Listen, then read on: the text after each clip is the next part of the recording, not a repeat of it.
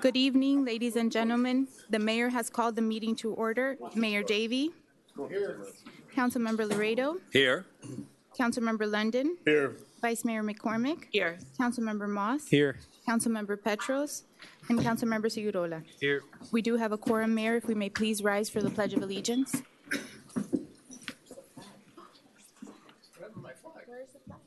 All right, we'll just wing it.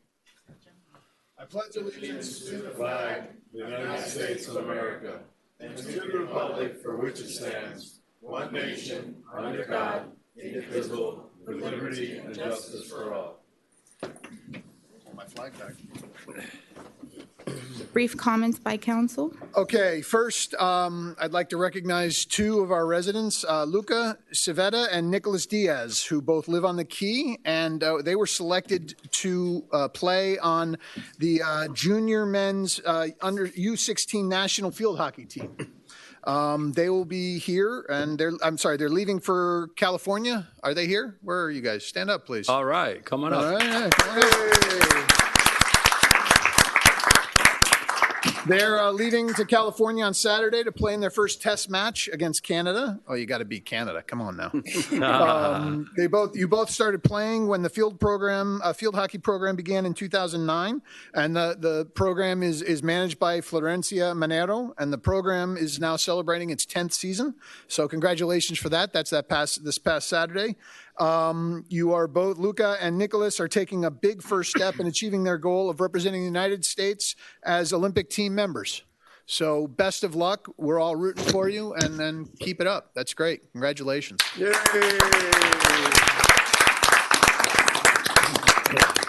Thank you. Next, I just wanted to make one other statement. The Piano Festival had its first concert on Friday night over at Crossbridge, and I think it was a rousing success. It was really great. We had the Consul General from Germany, Italy, and the deputies from Spain and from the UK, and the performance was excellent. And I highly recommend, if you get a chance to go to the next concert, avail yourself of it, because it's definitely worth it. Councilmember Moss? Yeah, I just wanted to bring up an incident that actually happened to my wife yesterday, and I think it's important that our residents know about this. But there is a scam that's going on, and I already talked to Chuck Press, our chief press, about this, and he says it's nationwide. But she received a phone call from somebody in Texas telling her that they've caught somebody committing identity theft, and asked a lot of information from her about addresses that she'd never lived before. But then they started asking questions about, please give me all your to go through all your assets so we can see which ones are real or not. And she said that she would not do that over the phone, and that they said, well, we're the police. This is our badge number, very legitimate sounding. They asked for my wife actually said that, look, I'll only talk to a police officer that comes directly to me. So they said, well, what's the local phone number of your police station? So she gave the phone number out to these people. They made a phone call. They said that they were going to have a police officer call her from the station. They did, and it was the exact same phone number. They cloned it, and it came from the phone. And the person who started talking, my wife asked, who is this? And they said, this is Chief Press. And she said, last time I checked, Chief, and it was a very hint accent, but it was a hint of an Indian accent. And she said, the last time she's like, I know him personally, and he doesn't sound like that. And she started going after them about this is a scam. I don't know what you guys are doing, and they both hung up on her. Really? So I just want to let everybody know that this is happening, and they can clone the number. They're getting very sophisticated. So just please beware and don't give any information out. Thank you. And by the way, happy birthday, happy 40th birthday. Oh, you wanted to do it. I'm sorry. Thanks. Happy 40th birthday. Council meeting for my birthday, right? Yeah, sure. Only thing I asked for is one gift, is that we get out of here by 9 o'clock. That would be my one just gift. Kerlenchik. Think we can do it? What did you just do? Vice Mayor? Oh, okay. Thank you. Anybody Thank you, else? Allison. Yeah, I wanted to Councilmember just Laredo. share these feelings with you. As we're about to go into public comments, I know how difficult it is to manage the time and everything else, but last time was really the straw that broke the camel's back with me, with some people came from relative to the library study, and we talked a lot about people who are experts at disinformation and creating all kinds of negative energy. And I thought that was pretty pathetic. Some of the people who I know because I live in Key Colony were just going off a script, and it became a little offensive. The facts were not right. And then it got to the point where actually, and I wrote down the number of times they said lack of transparency, and actually 2 or 3 times they used the word dishonesty. And further, it was directed to one of my colleagues, one of you up here. And I can disagree and yell and screaming en masse, but I do not tolerate anybody outside disrespecting or insinuating something.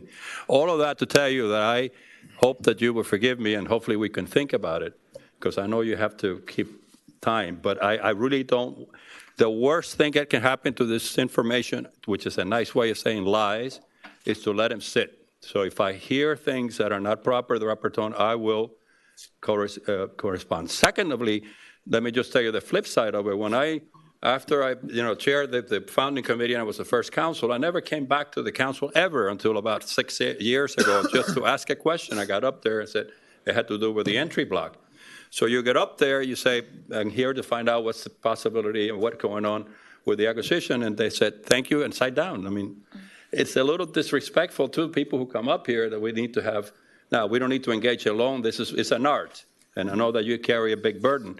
But we can't also, people want to ask something, and some things are just factually wrong, and we need to correct them. Remember we talked about the last meeting was full of this stuff, and I just think we should collectively think about it within the confines of keeping an orderly meeting, that they have a right to a quick answer if it's something concrete, and also that we keep it where the facts are correct and there's certainly no insults are, because everybody here works for free and works long hours to do the best they can.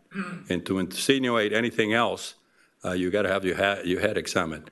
And so I personally just share that with you because I think we need to. Thank you, Mayor. Thank you. Anybody else? All right, let's move on. Next item is agenda approval deferrals, additions, deletions, substitutions, withdrawals. Vice Mayor McCormick? Under council discussion items, I'd like to add seaweed management. Okay. I apologize, seaweed Management. management. Thank you. Seaweed, sargassum. Oh, sorry. Can I, something that dovetails with that, I would like to add for us to get progress or an update on the study that's being started for the beach feasibility. I just want to know what's happened. Okay, so it's 9, beach feasibility. Councilmember Moss? I'd like to see if I can just move number 7 down with the report that 2040 Strategic Vision Board is going to do, because they're going to go in hand with each other, and that way we can get it knocked out.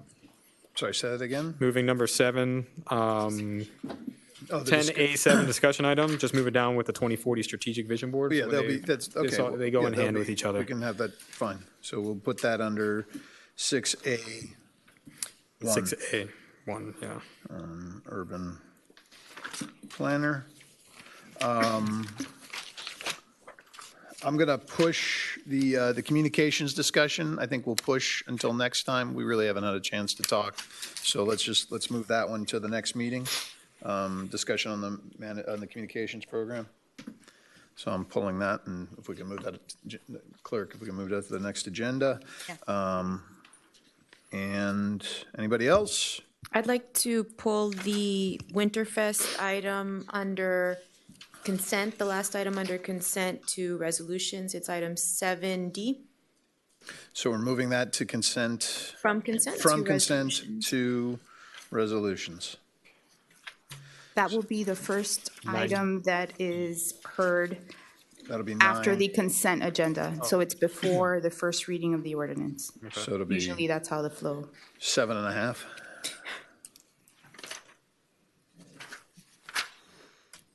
Anybody else? Going once, going twice? All those in favor? Aye. Opposed? Motion carries. Next item, Mayor, is public comment. Okay, I have 2 speakers signed up. The first is Antonio Camejo.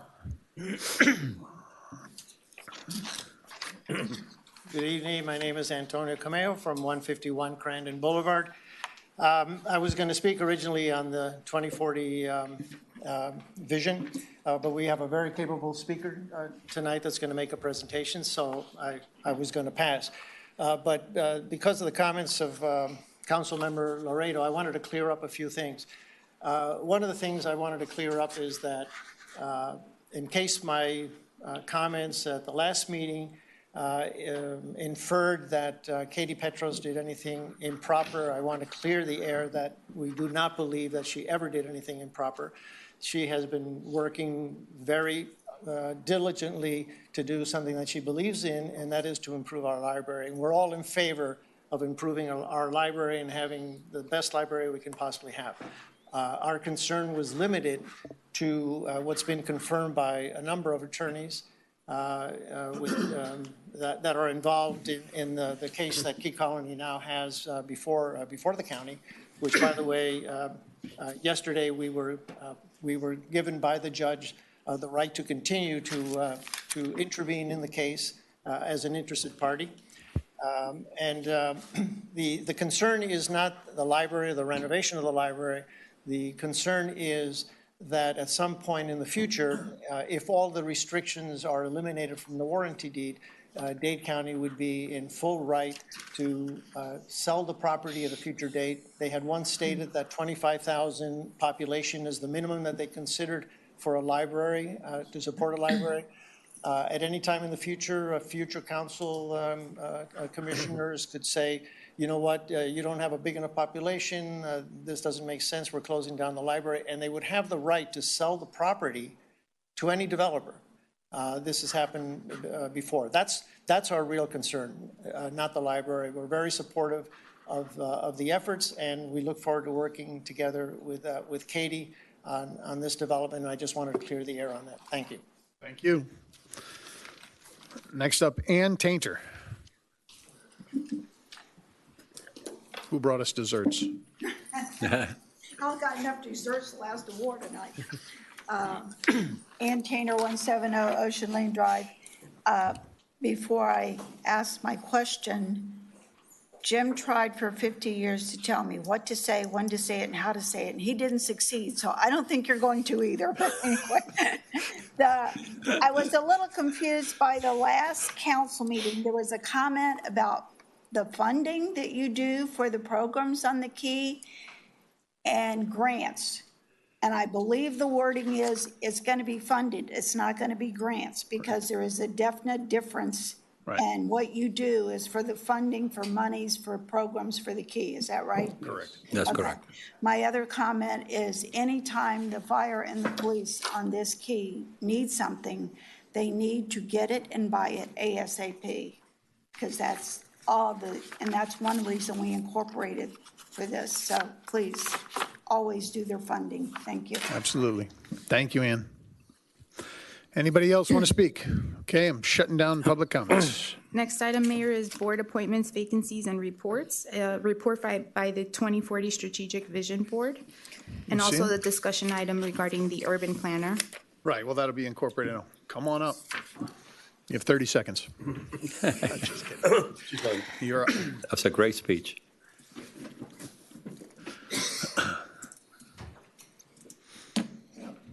That work? Ooh. Oh, how fancy. Okay.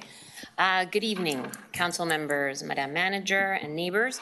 My name is Lucia Marin. I live at 765 Kernan Boulevard, and I'm here tonight on behalf of the Village of Key Biscayne's Vision Plan Board to provide you with a 3-minute update on the vision plan process. We're going to keep it short for the birthday boy.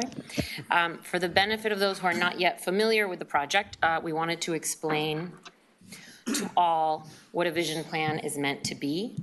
A vision plan is a document created by a community every so often to give residents the opportunity to voice their goals and priorities for their community and establish a clearly defined shared vision of how a community should appear, the values that it will hold, and the goals that it hopes to achieve. It should serve to guide current and future councils and administrations charged with enacting the will of its residents, and it should serve as a starting point for strategic planning. I included the rowing image that our birthday boy likes, so that to make sure that we are all rowing in the same direction. It identifies critical actions required to achieve the established vision. And most importantly, it should be based on broad public outreach and an open design process, which means it's critical that we engage as many members of our community as possible in meetings and in workshops so that we can together evaluate different designs and concepts and weigh in on our preferences. So to give you some context, the last vision plan was completed in 2006. And in January of this year, the Village Council created the Vision Plan Board to prepare a new vision plan. It appointed 11 members to the board. And now the most important next step for the Vision Plan Board is to engage a qualified planning firm to assist us in the data collection, public outreach, and the documentation of the community's vision. So today we're here to recommend that the Village Council direct the village manager to issue an RFQ, a request for qualification, for the selection of a qualified firm to assist in generating the next vision plan. The 2020 vision plan, which was completed in 2006, produced a list of projects envisioned by our community and prioritized according to our residents' preferences. We're not going to go through all of them here, but as you can see, most of the proposed projects have been completed or are in the process of being completed. There's only a few that were deemed no longer relevant. We feel now is the time to reassess our village's vision. We've experienced a lot of changes in the past 15 years since the last vision plan process. And as we approach 2020, it's important for us to return to our community, identify what our updated vision is and what our priorities are, and to help guide council and administrations to address new challenges that we face. And there's a lot of them, but some of them are increases in population, changing demographics, an increase in full-time residents, increased activity on Virginia Key and the need for greater authority over the Rickenbacker Causeway, increase in storm activity, the need to address a variety of resiliency issues, stormwater management, how do we protect our shorelines, updating construction codes, and so on, water quality. The scope of work for the process will consist of the following. We will use the help of a planning firm in data gathering and identifying policy and planning issues, in defining our shared community vision and our objectives, in developing different alternative scenarios with visual representations, which means sketches, illustrations, renderings of different parts of our island, and then the community outreach and public workshops and presentations to explore different approaches and solicit feedback from our residents. We will then reach a consensus on the final vision, draft a report, and then present it to the Village Council and our community. What the Village Council should expect. We envision a deliverable that includes clear and concise narrative, visual representations of whatever vision we outline, a prioritized list of short, medium, and long-term initiatives, including the benefits and trade-offs of different designs and policies, and kind of what industry best practices are to a lot of the challenges that we face. So a vision plan, again, represents the community's shared vision for its future, and we see it as an essential tool in ensuring future decisions are made in accordance with the community's will. There are a lot of examples of vision plans online. This is public information, and towns and cities not only use it to make decisions, but they post it on their website to kind of share with the world what their strategy is, where they're headed, what they envision their community is going to look like in 10, 20, or more years down the road. So it's not just something to help them make decisions on how to spend their resources, but it's also an important communication tool to the rest of the world.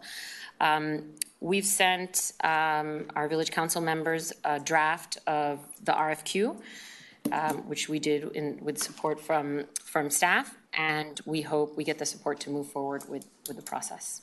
So that's it. It's just a quick update, and I don't know if you'd like to. Yeah, so thank you so much. It was great. We're not making any decisions on money at this point. This is only for us to just go out and ask for qualified firms that specialize in that urban planning aspect to send us who's out there who's interested in this, so that we can actually then engage, start talking to them about developing the scope and what the cost is going to be for that scope. We don't know how much it's going to be. So what we're trying to do is just say, let's send out an RFQ. Let's try to get back some feedback of who qualified firms are interested in this project so we can start speaking to them. It really does not need to come to council, but I want to have you guys involved in the process. And I talked to Andre about that because it really does not have to come through this, but it's important to me that we're all on board. We're very clear, and to give that directive, a clear directive to our manager to say, hey, go out to the RFQ, bring back qualified firms, let us take a look at them and find out what this is going to end up costing and what they're going to do for us, and we can help develop the scope once we have the qualified firms on board. Go ahead, Councilmember Laredo. No, sorry. Your statement that you didn't have to go through the council means as it relates to what? To the expenditure of the money? No.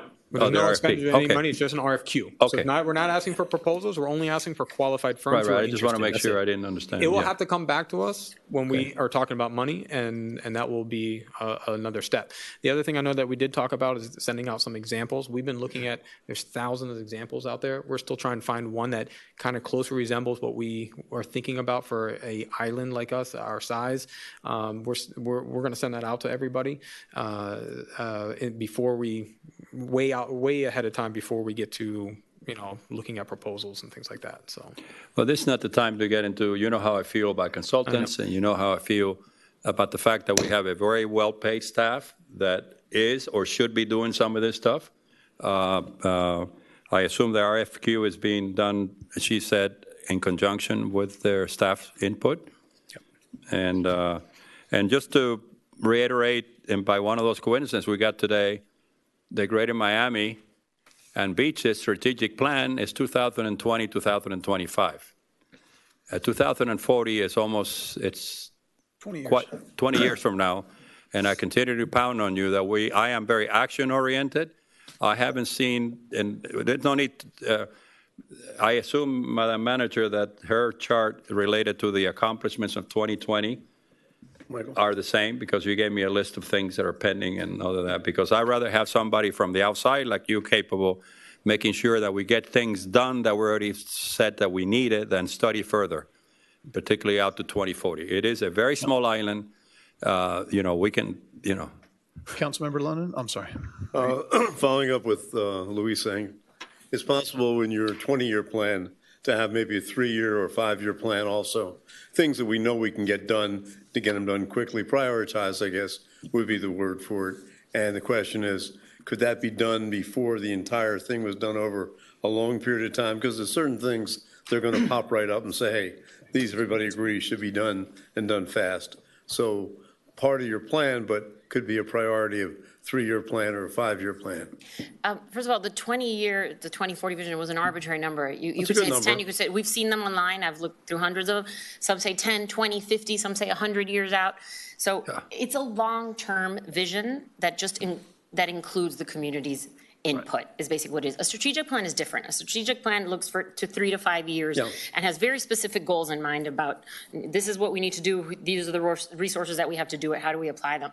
This is a lot bigger picture, just to kind of set the stage for what you want a village to stand for, look like, and feel like when you live there. And so it's a lot more long-term. And what we do need to do is establish as part of this is what kind of things need to be done in 3 to 5 years, what need to be done in 5 to 10, and what is more of a 10+ year thing. So that is part of the process, is priority. You can't do everything at once, clearly. We have limited resources, so part of this is defining what can we do now and prioritizing what do we want to do now versus 5 years from now versus 10, or leave something else out into the future. And there are things, there are things that, look, I've been up here, I ran my first time in 2004. That's 15 years ago. And a lot of the issues we were discussing then are issues we're still dealing with now, we're trying to get through.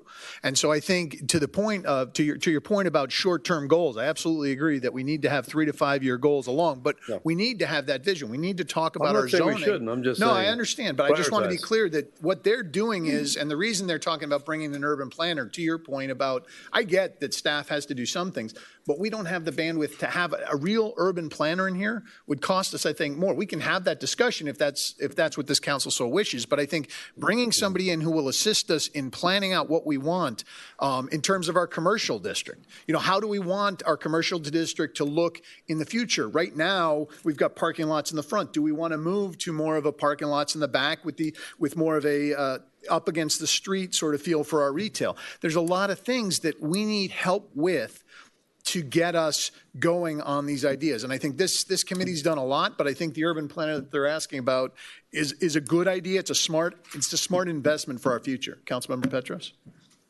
One of the things I'm a little bit confused about is we have talked about a strategic plan and we've talked about a vision plan. And right now, listening to Ed and listening to you and listening to her presentation, we're still overlapping these two things, which they need to have some overlap. But my understanding is the strategic plan is something that we are going to be doing as a council, and we're going to have a retreat. And the vision is a broader, larger look. And I think we need to be really clear on what we as a group expect out of our vision plan and this strategic board, as opposed to what we're going to be looking at. And it's still muddled. I mean, when I listen to everybody, we're not clear on this. So let's get clear. Councilmember Moss? So the way I look at it is that a vision plan is the end product. Is what do we want to look like in 5 years, 20 years, however we want to set it, 100 years, whatever it is. But what do we want to look like? Who do we want to be at that time? So that's your vision. The strategic plan is more of a short to medium range where you're saying, how are we going to get there? We know we want to end up there. We can't do everything at once, but we want to know in the next 5 years, we want to do this, this, and this, and this is how we're going to do it. And then from that, we're going to develop the action plan on a yearly basis and saying, this is how we're going to pay for it. You know, and this is how they're going to take it this year. So if you look at that, the vision plan's a very high level of the end product of where you want to go. We may never get there, but it's at least a target. And then you take the strategic plan where we as a council decide this is how we're going to make this happen. This next 5 years, this is what our CIP is going to look like. This is what, decisions we're going to make. These are what type of policies we're going to make so we can aim there. And then we go into the action in the budget. So that's how I see it. I know they do kind of combine. And the vision plan does have long-term, medium-term, short-term type objectives and goals that will be in there. But because certain things don't take that long to get done, and some things are easy to get done, and some things are more difficult. But it's just so we end up in a destination place. Councilmember Laredo? Well, there's a lot that we need to go over, obviously, this discussion. And at the end of the day, it's about money, because I'm very concerned about making sure we save. But in order, the spirit of what you're suggesting is it's a first step, and I move it that we authorize them to go out to RFQ. And then we'll come back and discuss further. Perfect. Councilmember London, did you want to comment? Well, basically, just wanted to make sure that this is going to be a long process, I assume, probably a year or more. So if it's a strategic plan, I don't want to wait to come up with what we got to do in the next 3 and 5 years. Got to wait a year, 1 of the 3 years gone, or maybe 2 years gone before the 3-year plan. We didn't do anything. That's all. I think we've got enough going on. Vice Mayor? I think, I agree that we have enough going on, but I also think that for the very near term, while this other work is going on, Councilmember London, I think that we together in our retreat outlined enough to keep us busy until we have their. No problem. Sure. Councilmember Petros? When we go and do this RFQ, are we clear on what we're asking of these people that we're going to go out Well, that's the RFQ. for the urban planners to ask? And is it going to be the long-term vision? Is it going to include some strategic short-term goals and vision? What do you see happening? I mean, I see it as long-term vision, but we can mold this how we want to mold it. We do have an excellent board. I mean, they're meeting weekly now. I mean, they're very, very intensive, and they can come back with recommendations. But one of the things we want to do is to have these discussions with the qualified firm in front of us. We need to go out for that RFQ. What we want to do is actually sit across from the table and say, what do you see that you can do for us based on, we already have a 2020 that we want to build off of, or do we want to scrap and start new? I mean, that's something that we need to have that discussion with them. What are the recommendations? What would it cost us? Maybe that's too much. What can we do? What can staff pick up? I mean, we can have these conversations with them to develop that. And I think council should be involved in these conversations so that we have a plan that we're excited about that's going to come back to us. I think is going to be, Andre, I don't know how long it'll take to go out to RFQ. Usually it's about 30-day process before getting responses. And after that, I'm guessing if there's a lot of responses, there will be a short list at some point. And then I think from there, we would rank firms, and then we would start discussing with the most qualified firm, what is it and how much is it going to cost? What's the proposal from them? We also kept it very vague so a lot of people can enter into it. And we put a item inside the RFQ where the firms should get familiar with our issues and tell us in the RFQ what are some of the big issues that they think that we need to be looking at to help us kind of decide on which is the most qualified firm. And I think part of that is being on a barrier island, vice mayor and then council member, and then let's call the vote. I think we have a motion I on the was floor. just going to and a ask, second. how final is what we received? The RFQ that was emailed to us yesterday? We think it's pretty much final, but if Okay. you guys have any issues. I don't. Okay. But we did just get it yesterday, so, and I'm not criticizing, but if anyone does, I mean, we should all really, if you haven't had a chance, really read it, take notes, and if you have comments, you guys are still open to receiving them. What we can do is make a friendly amendment for the manager to send it out no later than like Friday or so. And you guys, if anybody has any, And if you have comments, Concerns? if you could send them through Jenny so that we all see them. that'd be great. And that's why I made the point to make sure that he or she said that they have been drafted together with staff. Yes. I call the That's correct. question. All right, yeah, we've got the question called. I'm sorry, who made the motion? I did. Councilmember Laredo, And it was seconded by Thank you. Councilmember All those in Ramos. favor? Aye. Aye. Opposed? Motion carries. Beautiful.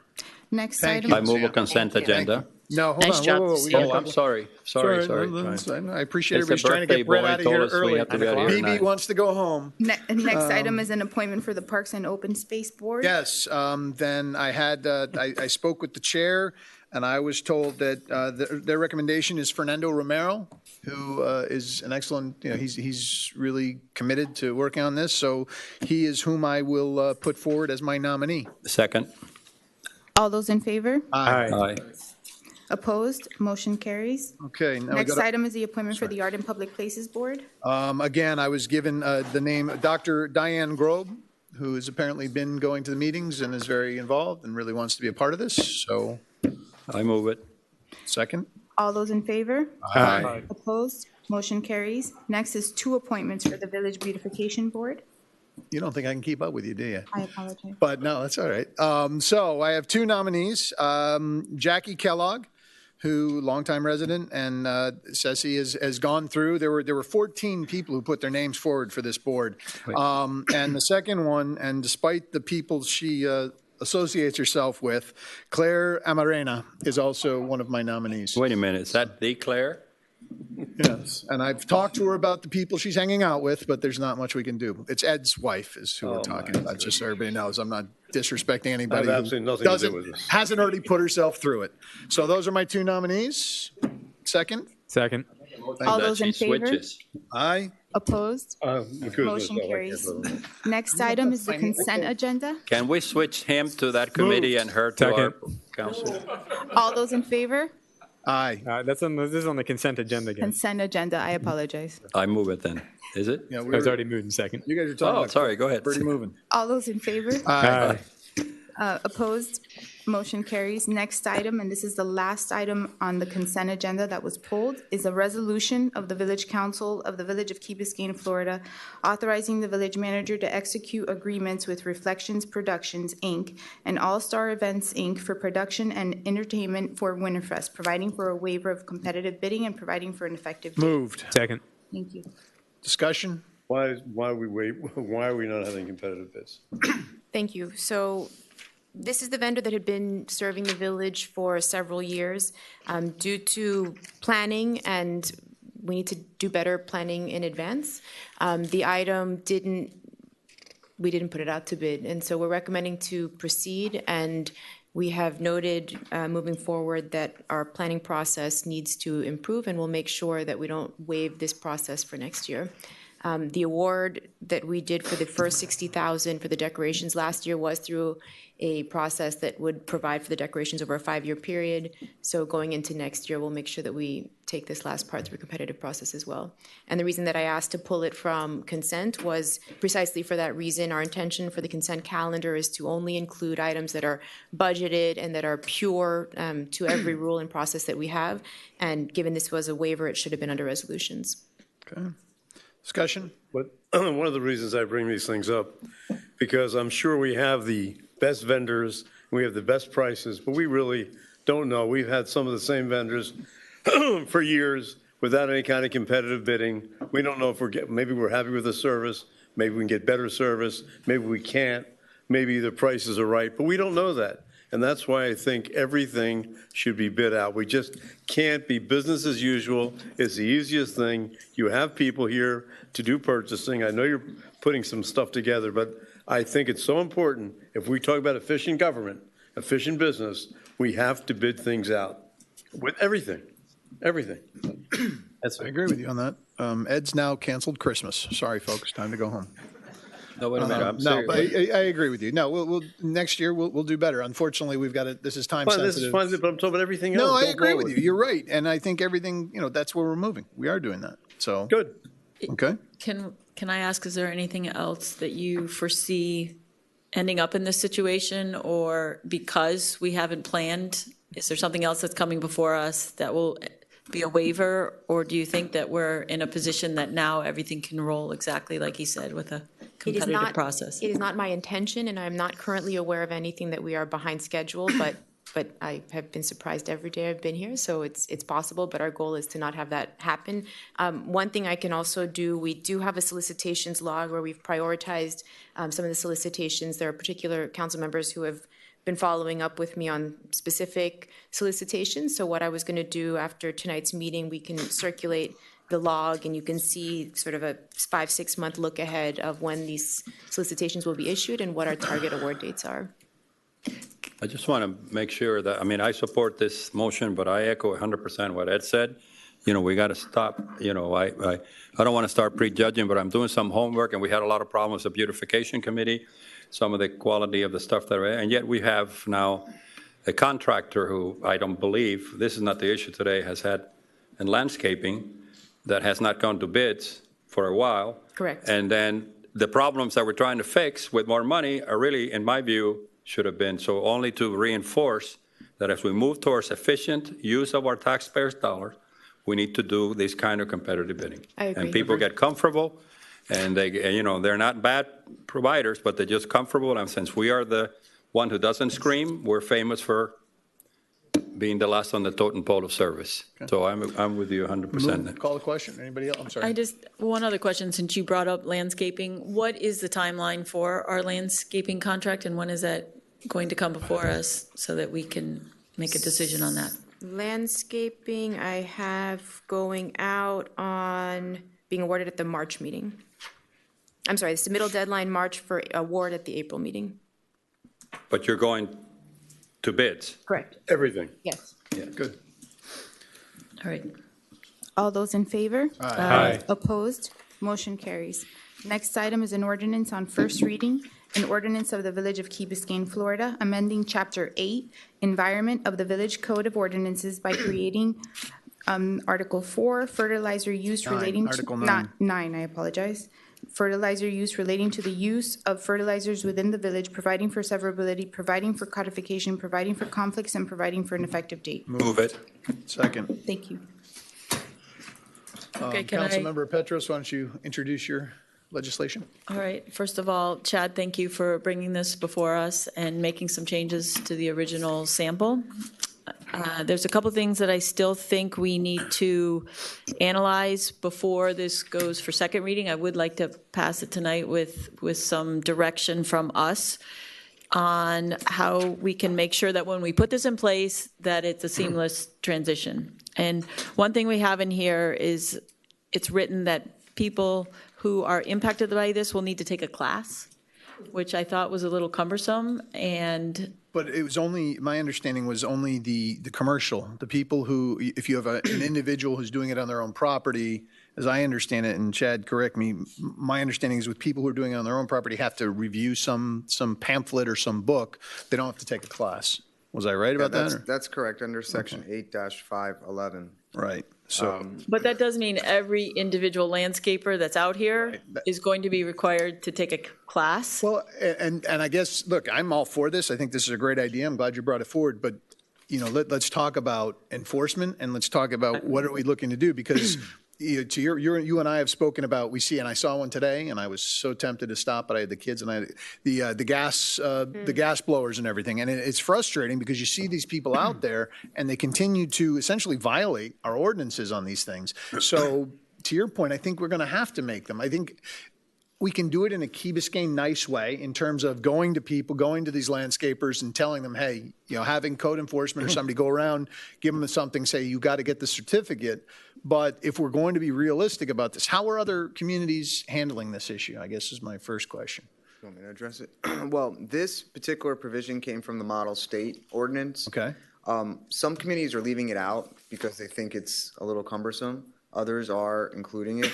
I don't know how well they're enforcing it, though. Well, Yeah, and we can do some more research on that. my concern is but- enforcement, right? I mean, there's a lot of things in here. How are we going to get, fertilizer-free zones, right? Within 15 feet of a seawall or a lake or a canal. How are we going to get, I mean, what are our expectations as to how we're going to do this? One of the things I'd also like to see happen between this reading and the next is I'd like the manager to go and come up with some solutions on how to enact this. Right. I'd like to know how cumbersome it is on the vendors that the village is using, as well as outside vendors, and maybe best practices of how to enforce this. And then I think a third component is communication. And one thing I had, like on section 8506, low maintenance zones, we recommend a voluntary 10-foot low maintenance zone is strongly recommended, but not mandated for any pond, lake, canal, or anything. Maybe we give when people, because essentially to get that low maintenance zone, that's in development, right? When they're redoing their properties. So maybe we give them bonuses. You know, in the zoning code, we give people bonuses on their properties if they do a low maintenance zone at those issues. I don't know, something. What? I'm laughing because nothing is more low maintenance than artificial grass. And you've told people they can't have artificial grass. Hey, I voted against that Well, ordinance, so just as for a the result, record. if you put artificial grass in the back, like you're talking about near seawalls, wherever else you're talking about, Don't have to you worry don't have about to fertilize it. You don't have to do a damn thing, talking about maintenance. So if you really I'm not- care about but- these things, we should really revise that ordinance we have. However, we would need to look at the artificial grass. Does it drain as well as regular grass? Are we having unintended consequence of other problems? Well, if we can were talk to about look that. You buy the We've artificial done- grass with right. different types of drainage, depending on the soil, depending on how it's prepared, depending whether it's for dogs or anything else. Councilmember Segarola. I just want to say I really like the idea of this ordinance. I think it's a step in the right direction. I think it's the way of the future.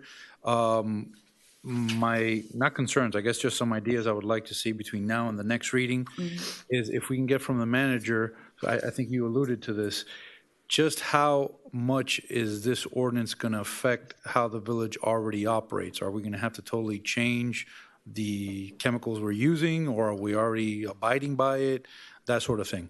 Number two, aside from the commercial operations that this will apply to, it's also going to apply to the private homeowners that do their own. Correct. I think we're going to have to include some sort of public outreach, information, something or other to educate people, because if not, they will be in violation and they will be subject to fines. So we're going to have to add some sort of goodwill element to the ordinance, or some sort of active participation by the village to be constantly updating and informing people on what you can and can't do. Well, I think that's part of the, it's that's the whole idea of Key Biscayne nice and making sure we're not just slamming people with fines, but giving It will them. have to be continuous. No, I agree. Also remember that the teeth of this is about periods of time where we won't be fertilizing. And until this was brought to me, I didn't really think about the fact that in the summer, if they are fertilizing, it washes off immediately and it's ineffective. So some of this is just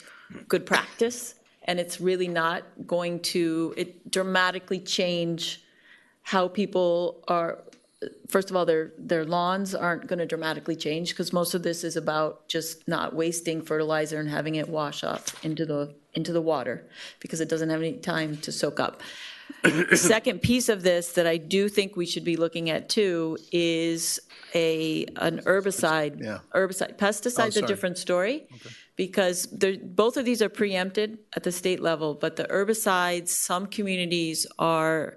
What they're doing is they're having their vendors that they contract with, the village, not use specific herbicides. And I think, to Councilmember Segarola's point, we should be having our contractors should not be using fertilizers to the extent we can get away with it. I mean, or less, less damaging fertilizer. And certainly during the period, June 1st to September 30th, we don't allow them to use fertilizers, and we move forward. Because I think we should be taking steps, even if we have a difficult time with private homeowners, getting them to move along with us, we definitely have to be taking and herbicides and pesticides and everything else. I think we have to be better. I think we should amend this. We're going to pass this. We should also then Chuck should have a new thing called the lawn police. So then they could go out and monitor lawns, monitor trucks, check everything. That's my concern is enforcement. I mean, that's what we'll have a lawn police. That's a good idea. I'll take that role. I'll do the lawn police on my bike. So, Ms. Petros, what do you want us to do? What I'd like to do is, I'd like to make a motion to pass this tonight. I made a motion. It's already moved. Okay, it's already moved. I would like to take a vote on that. I would like to ask the manager and our attorney actually to look at how this is going to apply in our village. How cumbersome is it? I think whether or not we should be including this class. Does anyone have an opinion on that? Should we eliminate this at the? Why don't we leave it in for now? We can pull it at second reading. I'd like to know how other communities are dealing with it, because you're going to have to, on some level, you're going to have to educate people, right? And you're going to have to educate these people. Otherwise, you're not going to have anybody doing it. I agree with that. So maybe it's just handing out a pamphlet. Maybe it's something, but let's leave it in until second reading, and then if we decide. Why should we pass on first reading until we have something that we know makes sense, makes something's enforceable, makes something we can all buy into, rather than just pass on first reading and hope before second reading we'll make some changes. And I've seen so many times we pass things on first reading, we're not really for it, but you know what happens? All of a sudden, second reading, we vote for it. We're not really, but it just pushes through. I mean, I am for this. I am very much for the whole idea. Get it all together, done first, how we're going to do everything properly, then make it first reading. That's all. I would be fine to defer it to the next meeting, but would that give us enough time to come up with some alternatives on penalties? No, Enforcement? not at the next meeting. 2 meetings? Let me just. January? Okay, hold on. So December 10th, we can't have it? It would be the first January meeting? Let me ask you this: what's the hesitation? You weren't even hesitant; you were just adamant. Where is the adamance? I have concerns over our ability to enforce this, and if I'm going to be held accountable for enforcing it, I need to make sure that we can procedurally administer this. So I think I need to make some calls to some other cities, see what they're doing. We would need to go through the language in the ordinance and figure out the language with legal. I think this aligns with our resilience priority, so it is something that we, is a priority. But just to give a sense of scale, I have 1, 2, 3, 4, 5, 6, 7. I have 8 procurement items alone on the December meeting, and we probably have about a dozen other items that we're working towards. So, Mr. Mayor, since I made the motion, okay. Councilmember London. Excuse me, assuming we banned particular type of pesticides, herbicides, any kind of sides, and we said these are illegal on Key Biscayne. Can we do that? No, you can't ban Okay. pesticides. My idea is gone. Forget it. I mean, you can do it on your Because own then Chuck could contractor. stop the cars, the people coming in here and search the trucks to see if the landscapers are bringing those things onto Key Biscayne. The only way I can think of enforcing it is to make sure they know they'll get stopped, have it checked, they'll get a fine. If I may a second. Councilmember Segarola is next. On the Village Beautification Board, one of the things we're sort of excited about is that we are waiting, I think the job's already been posted for the village horticulturalist. there's a laundry list of things that we're waiting to hire somebody for, to ask for advice, including enforcement actions. This might be another thing that could be presented to the future village horticulturalist on how we can enforce this. I think the position might be filled by January, so maybe by the January meeting, we could have an idea. No? Yeah, right. So we did put the recruitment out. We received quite a few applicants. We shortlisted to the 3 most qualified applicants. We're doing interviews and field visits in the first 2 weeks of December. And then we were planning on bringing a professional services agreement to the January 28th meeting for council. Councilmember Laredo?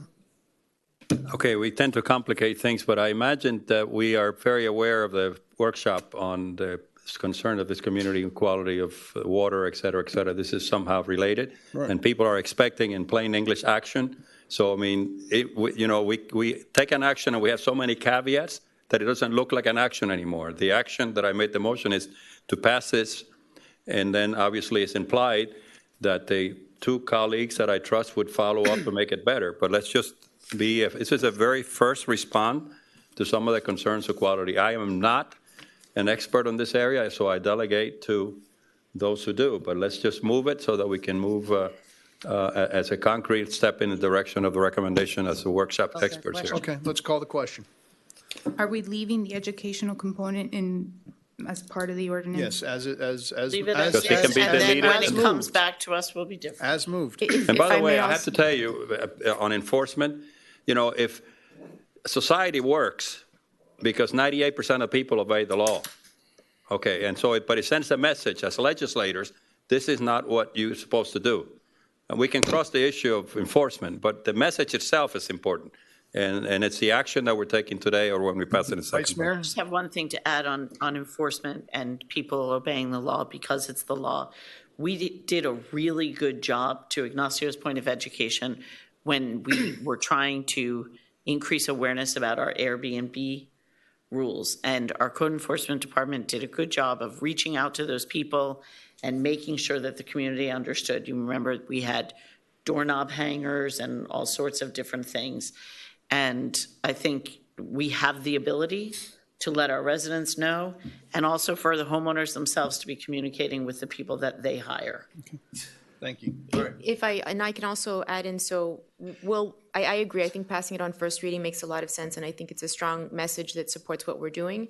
And as we do our due diligence, we will also start rolling out the awareness campaign. We can get the public participation, and what I can commit to is at the January meeting that we'll at least report back to council with what progress we've made, and then hopefully we can have the legislation before you at the February meeting. So quick question. We're voting to pass first reading now.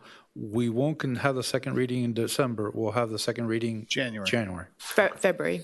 Second reading February. I'll try to give a report at the January. I'll give a report on the Why February? Why February? I want to make sure if we find something that significantly impacts this one way or the other. Let's plan on let's January do the because January. I'll work with you to make sure that we have this in a position that we want it, and Chad too. Okay. Call the question, please. I'm sorry, 1 second. After I do the roll call, the second reading would then be January 28th of 2019. It'll be our 2020. I need 2020. to, I'm sorry, 2020. I need to announce it at the end of the reading, and I know that item hasn't been heard yet. That's right. Yeah, because I want to Say that again. There's no legal obligation to announce it. Oh, perfect, Or just Thank put the you. first meeting in. perfect. Vice Mayor McCormick? Yes. Councilmember Moss? Yes. Councilmember Petros? Yes. Councilmember Segurola? Yes. Mayor Davey? Yes. Councilmember Laredo? Yes. And Councilmember London? No. The reading passes on first reading, and next item is resolutions. And this is a public hearing, a resolution of the Village Council of the Village of Key Biscayne, Florida, approving signage on Crandon Boulevard, providing for implementation and providing for an effective date. Moved. Second. Okay, Sorry. do I open this for public comments? Yes. Okay, I'd like to open up this resolution for public comments. Is anybody here to speak about signage on Crandon Boulevard? Okay, I'm going to close public comments. I guess my first question, would a sign on Galen, that A, think we all got that. a former council member whose name begins with Theo and ends with Holloway reached out to me, and I think to everybody else about a sign, and it's a legit question that as you are coming westbound on Galen, there are 2 lanes, and there's a left turn lane, and then there's the go straight or turn right lane. And if people are parked on the go straight, people get behind them honking the horn, I guess, and it becomes an annoyance. So could we get a sign there on Galen to signify that that there are 2 lanes? There's a left turn lane, and then there's a straight or right turn lane.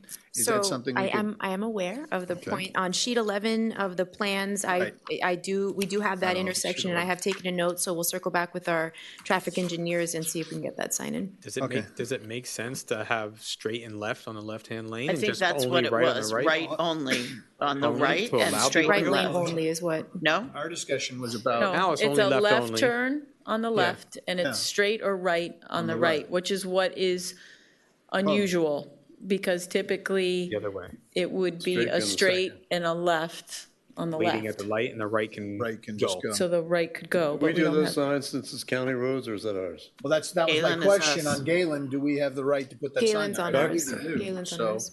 It's a local road. So we could put that sign there. So, but how do we want to handle it? Do we want, I also don't want us just to glibly say, oh, we should make it straight and left in the left-hand lane. Because the request I got was to just put I a see. sign up, not to change the I traffic pattern. I felt bad No, there no, the no. other I I day. read it think differently. if we did that, He's showing you what's there now. you Mike. would have to jog on the intersection, so it doesn't make sense. It needs to be the way it is right now, and we Right, just that's need what to I'm saying. sign Just it. put a sign up. Yes. That's what I'm saying. I think the opposite, but Yeah, so I think actually the idea of having our traffic engineer give Right. a look at this is probably a good Better one. idea than having. But clearly something isn't working there. I was in my golf cart the other day, and I felt uncomfortable in the right lane, Good waiting to go observation. straight. I was like trying to kind of move up to let people go past me, because it's a awkward feelings, just blocking everybody so- trying to make a right-hand turn. A sign further back on Galen to informing drivers that the lane to go straight across Crandon is the right lane and that drivers are allowed to turn right on red.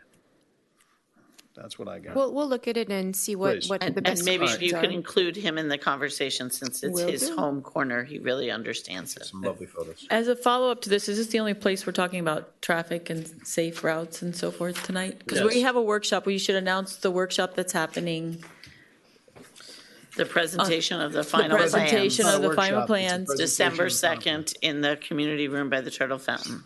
Right. But when I had my briefing with the manager, the other thing that came up was, and this is my confusion, of our traffic engineer gave us a report on improvements on Crandon.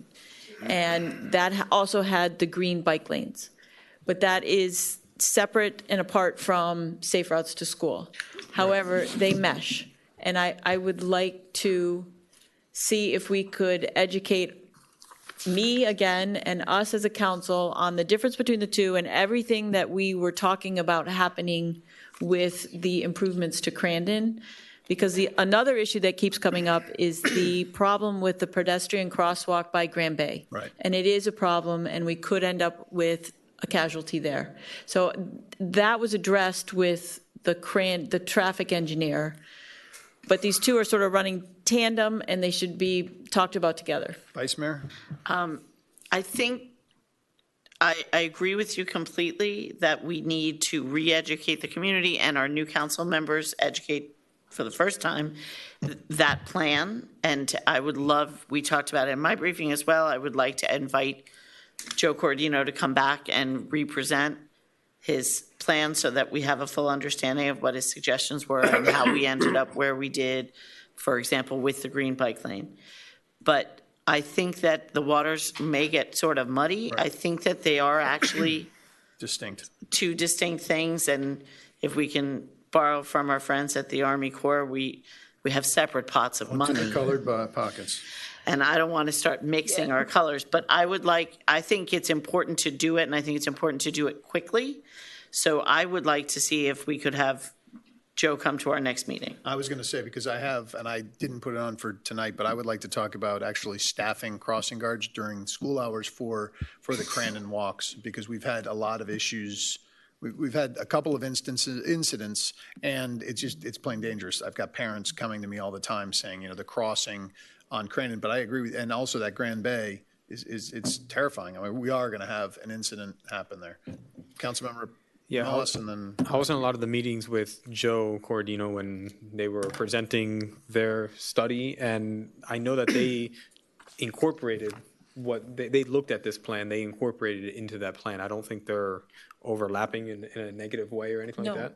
So, but I agree with our Vice Mayor that I think that this is I don't want to keep pushing at all down the can down the road on pedestrian safety, especially when it comes to our children. I want to make sure that we move this as fast as possible. We should definitely do the education of how does that second part of the project kind of tie into this whole entire thing. Councilman, I'm sorry. So that's all. Yeah, I mean, the only thing that I would add is I don't disagree that they're two separate initiatives, I guess, both for pedestrian safety, but they need to talk to each other, both ideas. And what we're putting in place for Safe Route to School is very defined. It's dictated by the restrictions of the grant and everything. However, there are ways that if we know each of these in their distinct spots of having a discussion of how they can work together. So Can I make a suggestion then? I still really like the idea of having Joe come here, because I think we have better attendance. We have more, what's the word for people? It's not watchership, but people watching our meetings at home, viewership. Thank you. Our guest speaker. We just get more exposure here. And I think that we have a better chance of all 7 of us being here. That's on the 10th. Let's do that. Can we have Joe? I will ask for him to come on the 10th. And All if he can't do it on the 10th, we'll do it at the next meeting. And I can also circulate the plan as it is with the council members. And we can also schedule some time if anybody wants to sit down with me and the engineer directly to go over the particulars of the plan prior to the presentation. Great. All right. So let's call the question.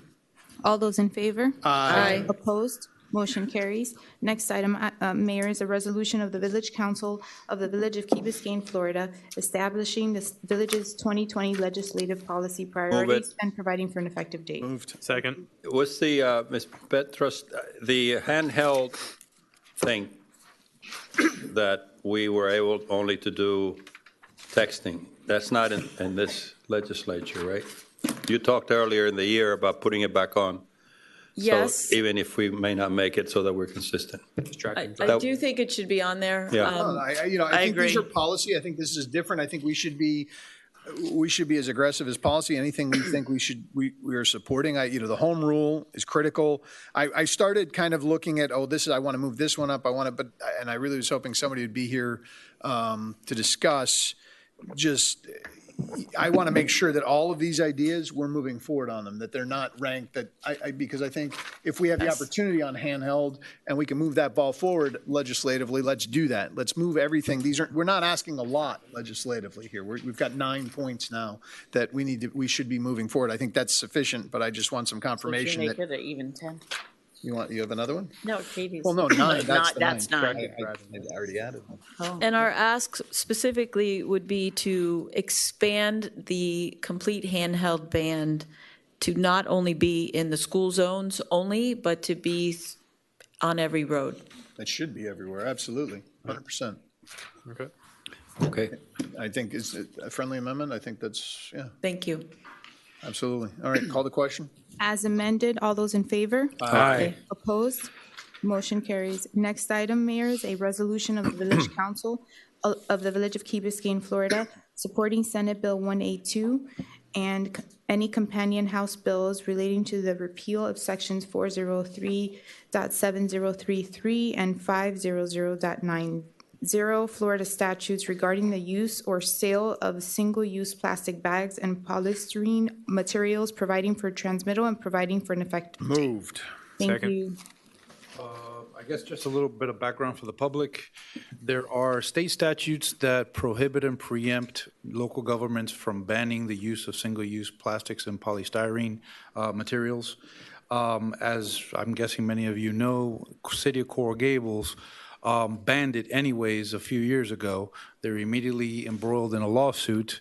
The City of Coral Gables won at the trial level.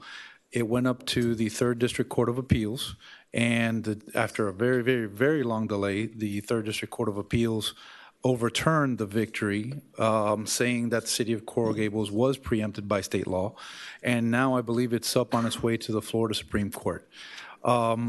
There is, several weeks ago, I received a communication that there is a movement afoot among several municipalities to pass resolutions similar to this, to send the message to Tallahassee that local governments do want this power. We want to decide what's best for our communities, and we want to be able to ban or limit these materials because they're very harmful to the environment, especially when you're living on a barrier island with a beach and so much tourism.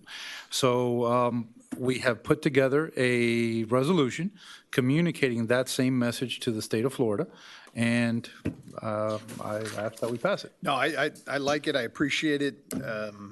Is there any further discussion? Is anybody for using more plastic bags, single use? I'm just wondering, and maybe it's too broad, but why can't we also include the herbicides and the pesticides and the Because other I think things? this is specific to those specific. I mean, I agree with you. Preemption, we should be fighting, but that was one of the things in our legislative priorities.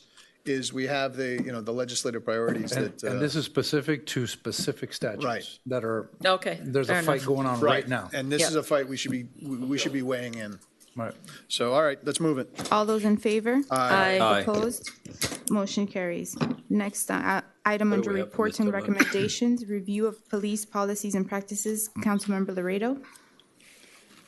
Well, thank you.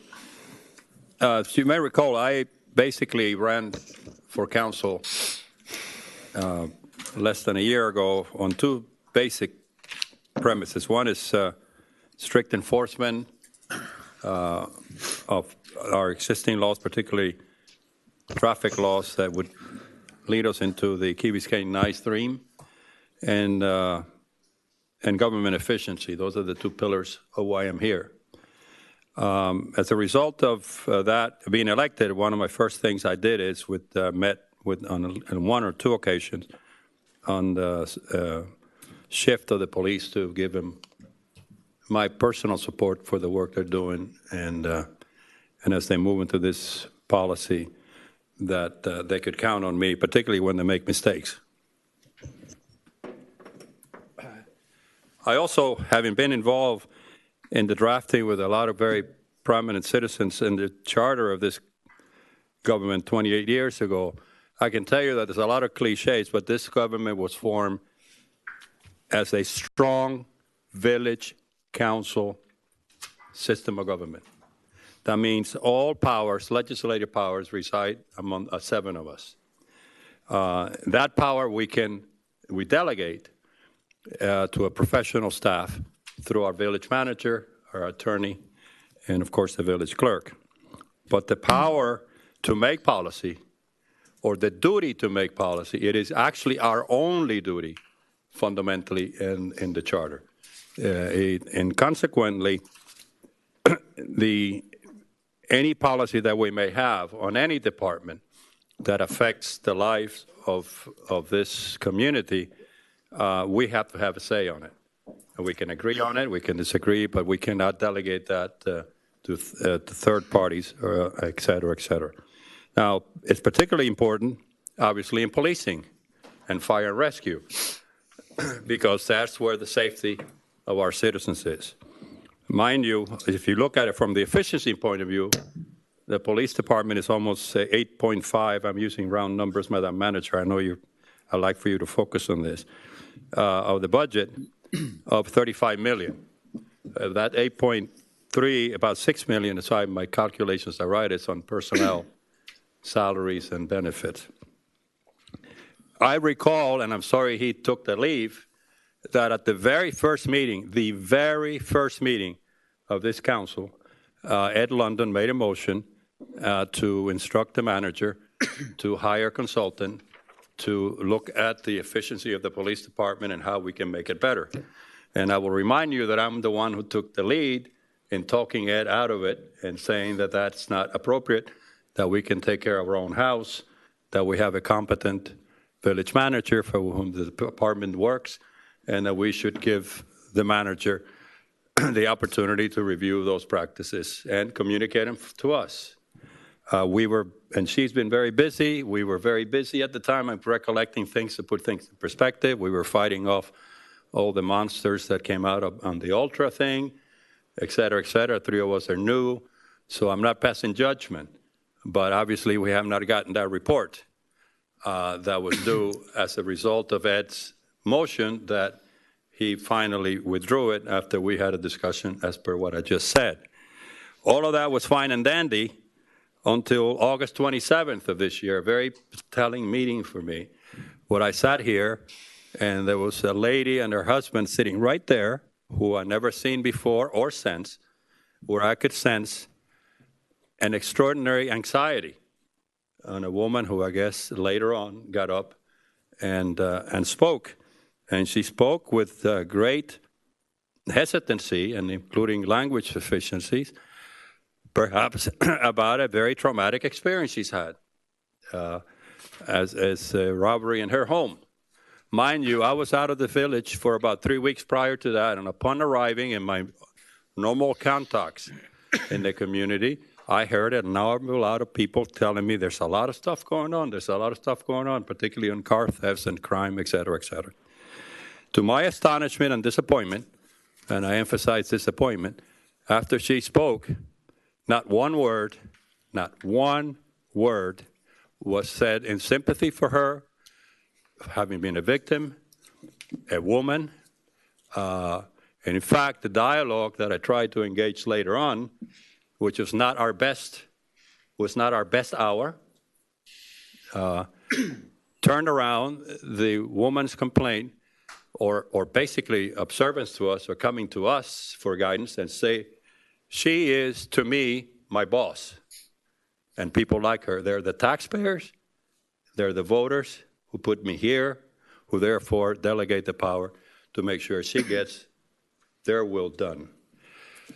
That campaign turned out to became a personal, literally, a personal attack on her character because she had misused on a literal translation of Spanish, a word that was taken to be profiling. At which time I said, first of all, it still hurts me to talk about this because I thought I couldn't believe that a citizen of taxpayers would come with a complaint or a victim of a crime that we had nobody in the staff or anybody else had any comments or sympathy, notwithstanding the facts. Be that as it may, I was shocked at the reaction, the professional response to my question, and the shift of the blame to her. So therefore, I took a new turn. And perhaps I should have heard Ed London. After all, he had told me that he had quit the council because he was frustrated. And perhaps I should get more engaged. There were certain things that were talked about, profiling, a no-chase policy. And I, as an elected official, not only did not know about it, but when I asked about it, it was almost like a confrontation. And therefore, I requested, with your indulgence, to have, through the manager, an opportunity to hear where we are and police department procedures, what policies are relevant, particularly at this case. There are two that I need to understand, and some of you heard, which is a no-chase policy and the profiling issue, in a constructive way to learn and see if those policies are consistent with what I believe, or us believe, but clearly because we need to re-imprint that this is a village council type of government. And policies of that importance have to be clear with us. We don't intend to micromanage and write policy. We don't want to do that, but we certainly want to be able to have it exposed to and approve and amend it as we feel, as we are legitimately representative of the people of Key Biscayne. At the end of the day, we work for them. At the end of the day, they are our customers. And at the end of the day, it's the people who pay your salaries and all of the staff's salaries. So that's the intent of my bringing this up through the manager so that I can learn more about where we are, how can we improve the department, and to really find a way to address things. Because, folks, as you know, because you're out there walking around, in politics and in public life, perception is more important than reality. And there is a growing perception that we have, quote, a crime problem, and I think we need to address it. So that's the purpose of my putting it here.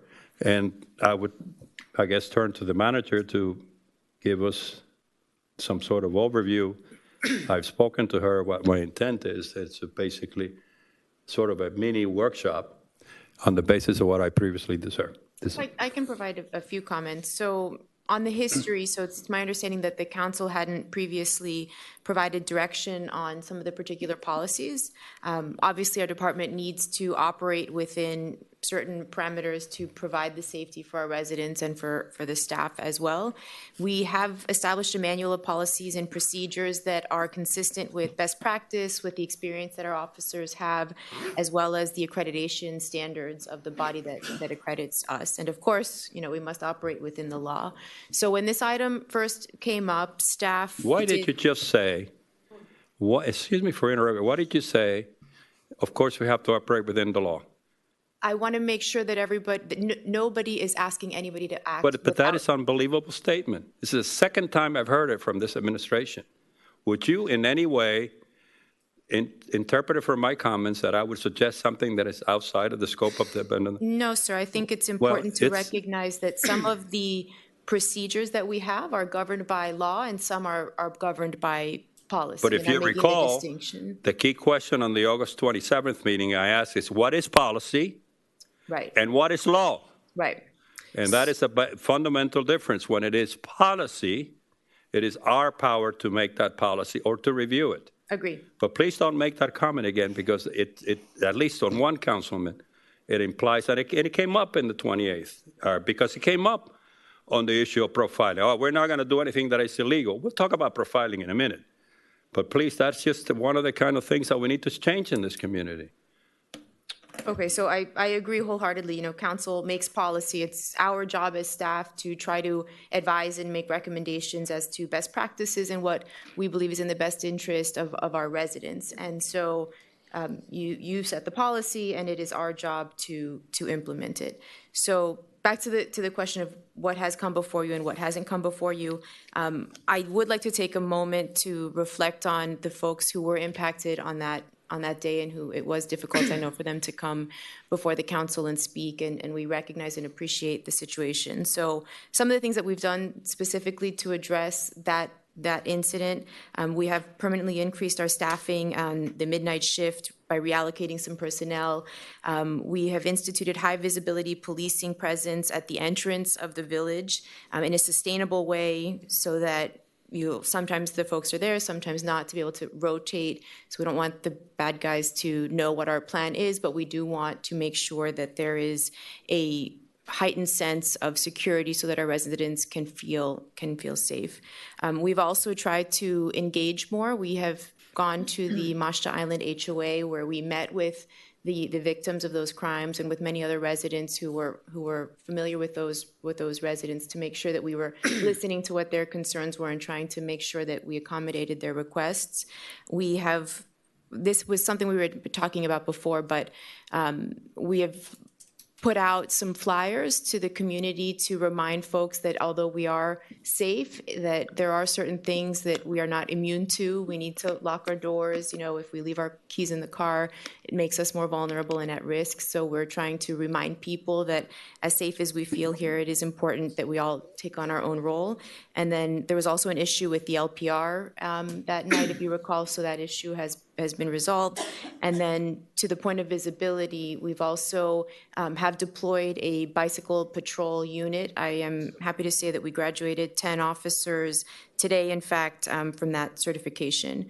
So that's some of the things that we've done in particular. I would ask, Councilmember, if there are specific questions that you have with regard to any of the administrative orders that we have, we would be happy to sit down with you and reflect on any of them and speak to you on how we got there. And if you have any suggestions on changes, we'd be happy to speak through those with you.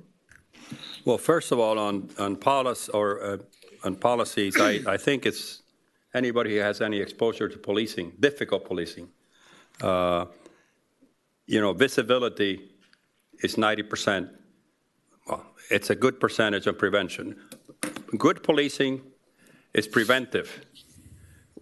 We want to prevent the crime. We don't want policing reporting crimes, obviously. One of the items is visibility, which I think a lot of people have come to me.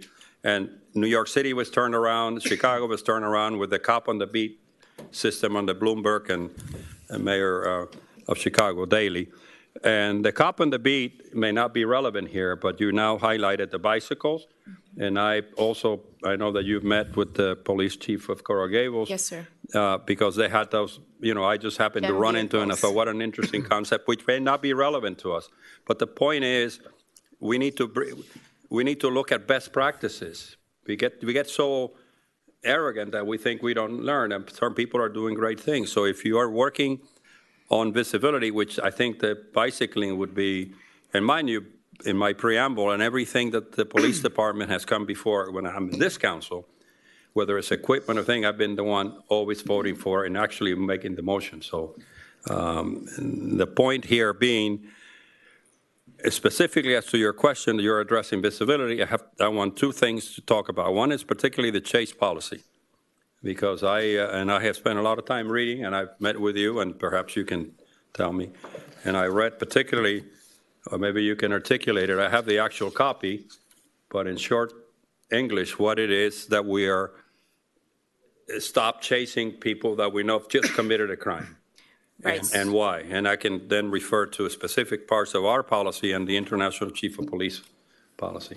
Thank you for that opportunity. So the village's administrative order 0501 became effective February 4th of 2005, subsequently was revised in 2013. It's a 19-page document entitled Vehicular Pursuit. We identify the purpose is to establish guidelines for the emergency and pursuit operations of department vehicles and for members in determining the level of response to various incident types or situations. And there is a statement, a policy statement, that it is the policy of the Village of Key Biscayne Police Department to consider the welfare and safety of officers, the general public, and the suspect when utilizing department vehicles in emergency and pursuit situations. It is further department policy that this will be accomplished with due regard to the seriousness of the offense and in compliance with all applicable laws. So this administrative order has been provided to council members. All right, let me just stop you because we have the time. I read all of that stuff. Let's just bring it down to reality. We have a crime committed, and it's already a particular crime that we have by the testimony on the 24th that there's an identifiable group of people doing this in the island. Mind you, I forgot to tell you that the September 10th meeting, 2 other women showed up, also who were have property issues, thefts, but also the threat of their public, of their safety. So it's 3 people at least that came before us. Now, when we start chasing, and I read all about the non-lethal, where do we stop? Very good question. So I would like to... Where specifically we stop? I'd like to invite our police chief up. When it gets into the actual means and methods by which the officers operate, Okay. I will defer to our chief. Okay. I mean, I just want to know where. I do If you're think it's chasing- important for people to understand what our rules are and why they're there. And the fact of the matter is, my understanding now, there's a very good reason that there's a point where we stop chasing because of safety of the public. It's not just in our community, but others. But I think people need to understand that and understand why. So just bringing this to light is a good thing. So what's the answer to my question? Mr. Mayor, I'm comfortable. Chief Preston and I have discussed this. We're very comfortable speaking with what we're doing and why we're doing it. All right, well, let me just, so we have this particular suspect. There are several of them. They're young people. We know they committed a crime. We follow him. We missed a lot of other things. That's fine. We're fixing them on Masta Island, other place. We're chasing them. When do we drop off? Where do we geographically drop off? At the light? After the last light or the first light? I've never engaged in a chase, so Okay. bear with us. Our chief will speak to the intricacies of our policy. Good evening, Mayor, Council. Specific to that question is dependent on the time, the area, the situation, the speed, the crime itself, and all of those judgments come into play within seconds after the chase is engaged. So let's take an example of our officer who saw something suspicious in doing her due diligence, went to stop the vehicle, and the vehicle immediately took off. The officer engaged in a pursuit. She called off the pursuit to other officers to see if there were other officers in the area. There was one other officer at the time of this particular pursuit. The subjects took off at an extremely high rate of speed and were able to actually get now onto the causeway part of Crandon, where they were exceeding speeds of 80, 90, and 100 miles an hour. Granted, it was 2 or 3 o'clock in the morning. We called Miami-Dade County to let their police officers know that we were involved in a chase. And it was determined at that time that we had a crime against property. We have to take into consideration the risk of a police chase versus the reward of actually arresting the perpetrator. And we had worked with other agencies at the time, knowing that there was an organized crime group that was working some very high-level, high-end communities, ours, Pinecrest, Coral Gables, Miami Beach, and that they were targeting and had identified already several of the subjects that they felt were involved in this crime spree. So we had an idea of who those subjects most likely would be. We knew that there could be a follow-up and subsequent investigation, which there was. We weighed the idea of getting onto a very busy I-95 because that's either that or US 1 or driving through other neighborhoods such as the roads and going into people's neighborhoods at extremely high rates of speed.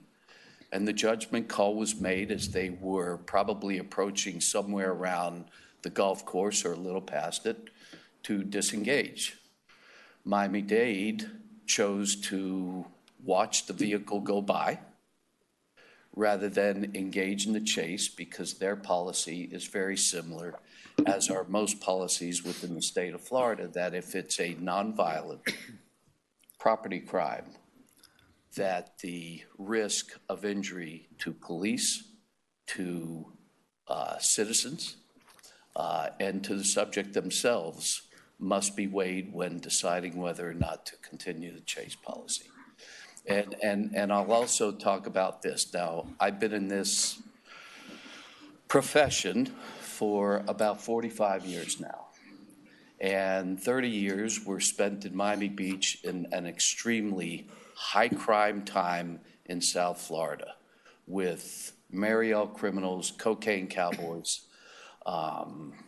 life and death situations, high-level violent criminals.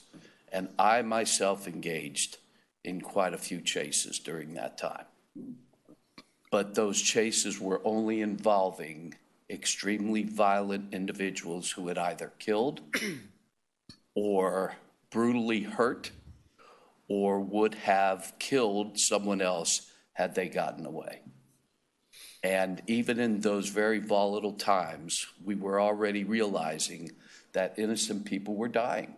And the profession has to take a look at our responsibilities. And there was a law in the early 70s and 80s that allowed us to create roadblocks when we were in chases. In Miami Beach, that was very convenient because we had drawbridges.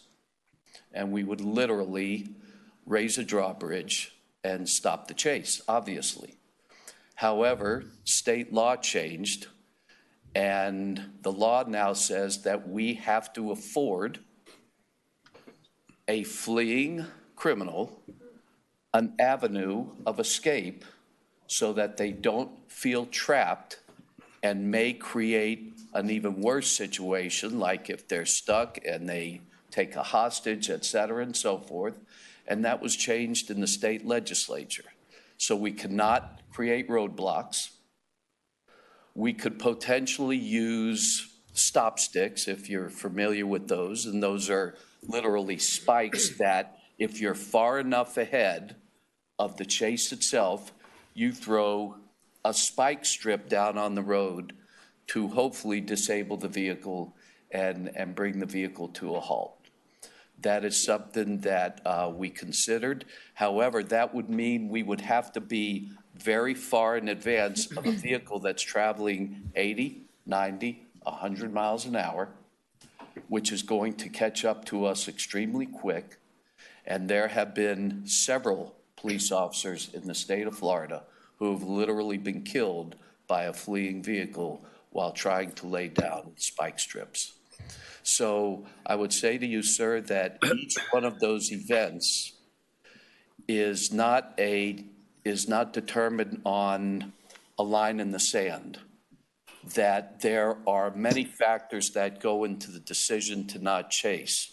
But more than anything, it's the best practice that we have seen that will save innocent lives and still allow us at some point to capture the subject at a later time. Sir, if I may, to answer specifically your question wasn't specifically answered, if I may answer it. So according to the policy, there are 6 circumstances under which a termination. I'm getting there. You're okay? Okay. I'm getting there. I've read all the policies, and your experience is very well known in big areas like Miami Beach, City of Miami, Miami-Dade County, densely populated areas are not the same thing you would grant me as Key Biscayne. Yes, sir. We are 1/3 of an island. So if I go to the International Police Association's policies and when to engage disengaging, it's in deciding whether to initiate or continue the pursuit, and it mentions a few things, but it talks about road configuration, interstate divided highway work zone, physical location, and population density. Yes, sir. Physical location and population density. Yes, sir. Existence of vehicular or pedestrian traffic. Now, Key Biscayne, as soon as you exit the last light, you have Crandon, where you, in this particular case, by the golf course, just a few hundred feet, it was disengaged. Between that and 6 miles to the toll, how many people live there? Has nothing to do with that, sir. I agree with you. There is absolutely not one human being living there. I agree with All you. right. So you have to grant me that notwithstanding that is one of the considerations. I would assume, and to Councilman Petrus's comments, because one of the reasons I wanted to have this, because I think the people need to know how they're protected. I would assume, a regular person, that you could do a safe pursuit up to including all of that area which is unpopulated, and it's divided highway, et cetera, et cetera. It's not chasing in the roads. It's not chasing in Coral Gables, which has a different content. So this is the area where I said, where exactly do we disengage? Mm-hmm. And if you think it should be less than the toll, why? Well, I would only suggest this, that roadway leads to only 3 places. It leads to I-95, which in South Florida is extremely busy regardless of the time. It leads to US 1, another extremely busy roadway, and it leads to the roads, which is a very narrow group of streets and homes.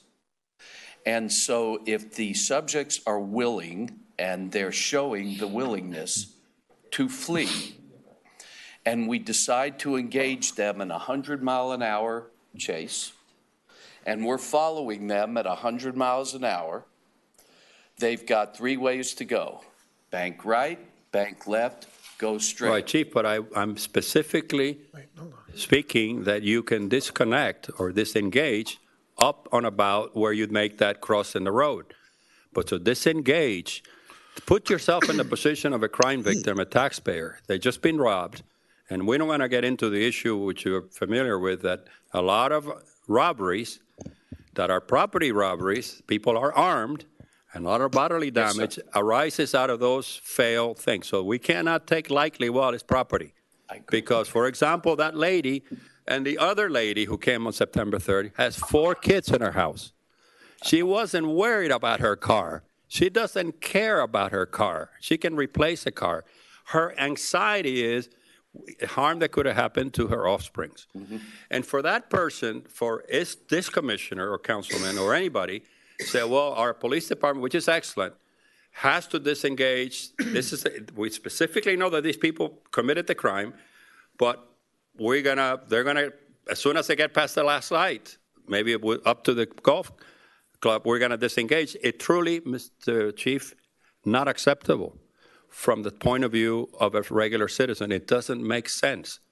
It's an unpopulated area. Hold on. Can I ask you something? Vice Mayor's up, and then the council member. Chief, was the decision to disengage because of the geographical location or because of other things? Because I thought what I heard you say was not that you have a spot on the causeway where you stop. What I heard was that the decision was made because of, frankly, the speed.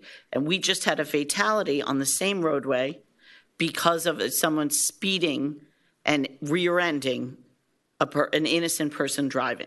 What I tried to explain, ma'am, to your question, and it may help address your question, is that there are a plethora of decisions that are made in split seconds by police officers and police supervisors. They take into account the time, the location, the ability to possibly actually catch somebody before we put innocent people into harm's way, the decision on whether or not we truly believe that those people are going to actually pull over for us after deciding to take off at 100 miles an hour. So all of those decisions have to be made in split seconds. And there's a reason that the Miami-Dade County Chiefs of Police Association came up with a model chase policy. And it was simply because innocent people are dying. And in fact, our bad guys stole a car from Miami Beach a few days later, stole 2 more cars after they dumped that car. They were chased, I want to say it was Lantana, Florida, by the cops. They ended up hitting an innocent woman. She was critically injured. She remains critically injured. She has life-changing injuries. And the subjects had a few scratches, and they were fine. And that woman's life was changed. Her family's life was changed. And that is part and parcel to why not just Chuck Press. This isn't my decision. I need you all to understand that. This is not, I don't arbitrarily create policy. I take a look at what the best policies are throughout the United States. And obviously, I'm not looking at what policy works in Alaska versus what works in South Florida. But IACP has a general model policy. I reached out to their executive director. He sent me an email stating one thing: your policy is well-defined and falls within what we consider a safe and appropriate chase policy, because it does allow us to chase bad guys. It does allow us to chase violent criminals. In this case, there was no violence. And sir, don't get me wrong. We reach out to every victim. And our detectives talk to victims. Our supervisors reach out to victims so that they can talk to them about their crime. We don't ever just consider our community a victim with no recourse and with no police support, no empathy. I think quite the opposite. I think we're one of those rare police departments that shows a tremendous amount of concern for our community and a tremendous amount of empathy for the victims that we have here. Mr. Thank Chief. you. Excuse me, Councilmember. Councilmember Petros. I just wanted to ask you, Luis, first of all, thank you for bringing this up, because I think it's something that needs to be discussed in the community. It's not always easy to have these discussions, and it's counterintuitive when you first hear it that you don't chase people that have recently taken a car from a house or taken some other goods. But studying this, I fully understand why there's a risk there. And I get that we want to make sure our residents feel as safe as possible. Once somebody's come and taken something and left the house, the safety of our residents is no longer compromised. And to me, I would like to have more of the conversation of, and it sounds like we've been doing things to avoid anybody coming and having the ability to take the car. And so that's the part that, like, I would like to focus on, and I think that's the part that you know, some of this was poor communication at the time that the lady came before us, and she was very emotionally impacted, obviously, and It's not about her. no, but I'm just saying that for us as a village, our policies should be about trying to, if we have an uptick in crime, how do we work together as a council? Are there things that we can look at to do better, to take the crime and eliminate it so that nobody ends up in those situations, and that we don't have break-ins, because we've had some break-ins, and that but once somebody's going off the island at high speed, I can't understand why we're in a better situation if we start defining exactly where a chase ends. Like, I could even see not chasing somebody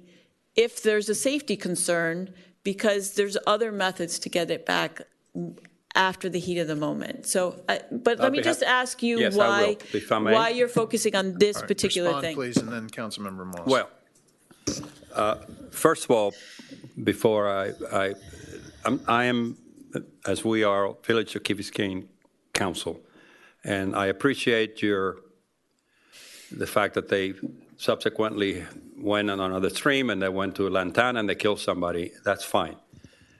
I'm talking about the chase policy of our community, and it relates to the unpopulated over 6 miles between the exit to our community and the toll.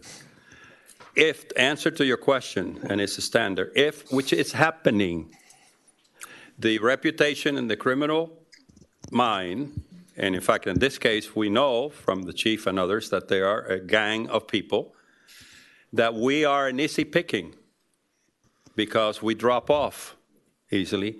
It will enhance probably the capacity for more crimes.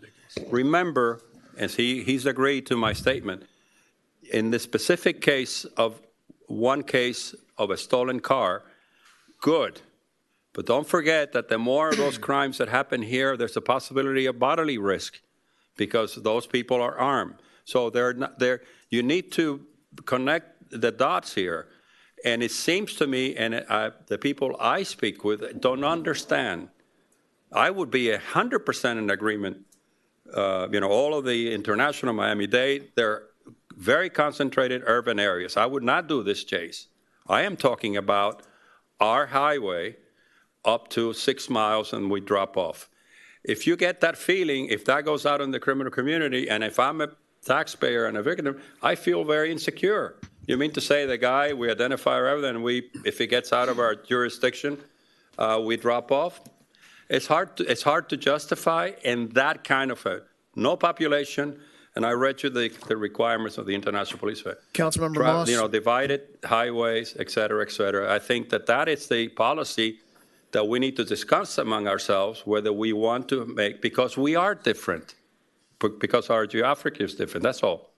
Councilmember Moss. So, I had the discussion, probably many of you guys may have talked to one of our residents who had their car stolen and ended up in a fatality of a mother and put a child in a hospital, which was in the roads in Miami many years ago. And after hearing that, it's very hard to see that we would do this. Now, one of the questions I have for you, Chief, is that if we do engage in a high-speed chase on the causeway, obviously we only have about 5.5 miles to go. How do you stop them in a police chase? I mean, are you going to start hitting them? Are you going to start shooting at them? Or you're just going to keep chasing them until they get to the end of the causeway and then they go into an urban area, which is a huge mess? That's a great question. As the manager noted, it's a 19-page policy. We're not allowed to shoot at moving cars. I can recollect times in my earlier career when cops would shoot through their windshields to shoot at bad guys that they were chasing. Extremely ineffective. It doesn't work. Again, a guy or a girl is driving the car at 100 miles an hour, and we try to take them out while that car is doing 100 miles an hour. So in actuality, we don't ram. We don't teach that policy because you literally, that's an extremely dangerous technique. And don't get me wrong, there are highway patrol departments throughout the United States, some of which actually teach their people that technique of spinning the car, catching it right at the right place, and creating a spin effect and putting an end to that chase. It's extremely difficult. It's dangerous. We were looking at a tool just recently where you actually shoot, it's almost like shooting a dart gun at a car. And it actually penetrates the car. It's a GPS, and it allows us to follow the car. There's only one problem. You have to be so close to that car to be able to hit the car, have it lock into the car.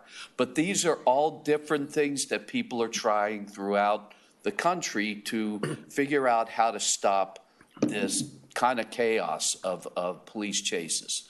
When I was at the International Chiefs, I got information on a product that is just now being experimented with, which would be mounted on inside a police car, and would actually, once that police officer engages in a chase, that officer hits a certain button, and your phones, just like an Amber Alert, would light up and say, police chase northbound on Crandon Boulevard. And if you as a citizen chose to get out of harm's way and pull over until that chase went by, in other words, telling the public that there's something very dangerous coming their way, and at least allowing them, it seems like a really good product. It's just beginning now. It's not been perfected. But the fact that they're doing that goes to how do we catch bad guys and engage in certain ways without putting your families at risk. And that's what it comes down to. And again, not my policies, not my decisions. These are all discussed over years. Every policy that's created and every policy that's accepted in an accredited status, whether it's national accreditation or state accreditation, is there for a reason. It's because something occurred that forced us to have a rule or a regulation or a procedure to make sure that if the occurrence was bad, it doesn't happen again. So, Chief, my point is that, you know, chasing them is one thing. Catching them is a whole nother thing. And if we're chasing them for 5 miles and then we pull away from the chase right before they're going into Brickell or going on to 95, they're still going to be moving at extreme high speed because they feel that somebody's still chasing them. And if we pull away earlier, they have a chance to say, okay, they've gone, they'll slow down because they don't want to get pinned again, so they may go at a much slower speed, maybe still fast, but maybe not at the speed that would be very dangerous. So I think we have to think about, are you going to actually catch them in that causeway, or are we just chasing them to chase them, just to send a message, but they could end up in a disaster Well, and to don't innocent forget, people? too, that's a good point, but don't forget, we also radio the tag.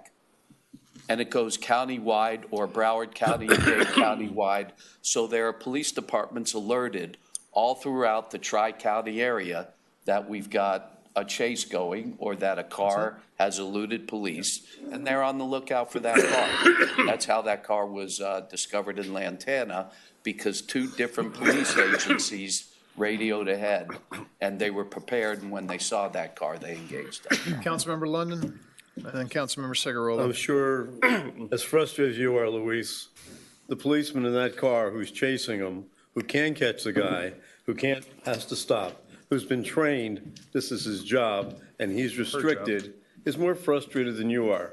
By the same token, I also, even though the chief and I disagree many times on many things, on this I have to support him 1,000% because it's property versus people, it's person's lives. But I have one more thought. You mentioned about the spike strip. Yes. You mentioned about the cooperation between ourselves, City of Miami, Dade County.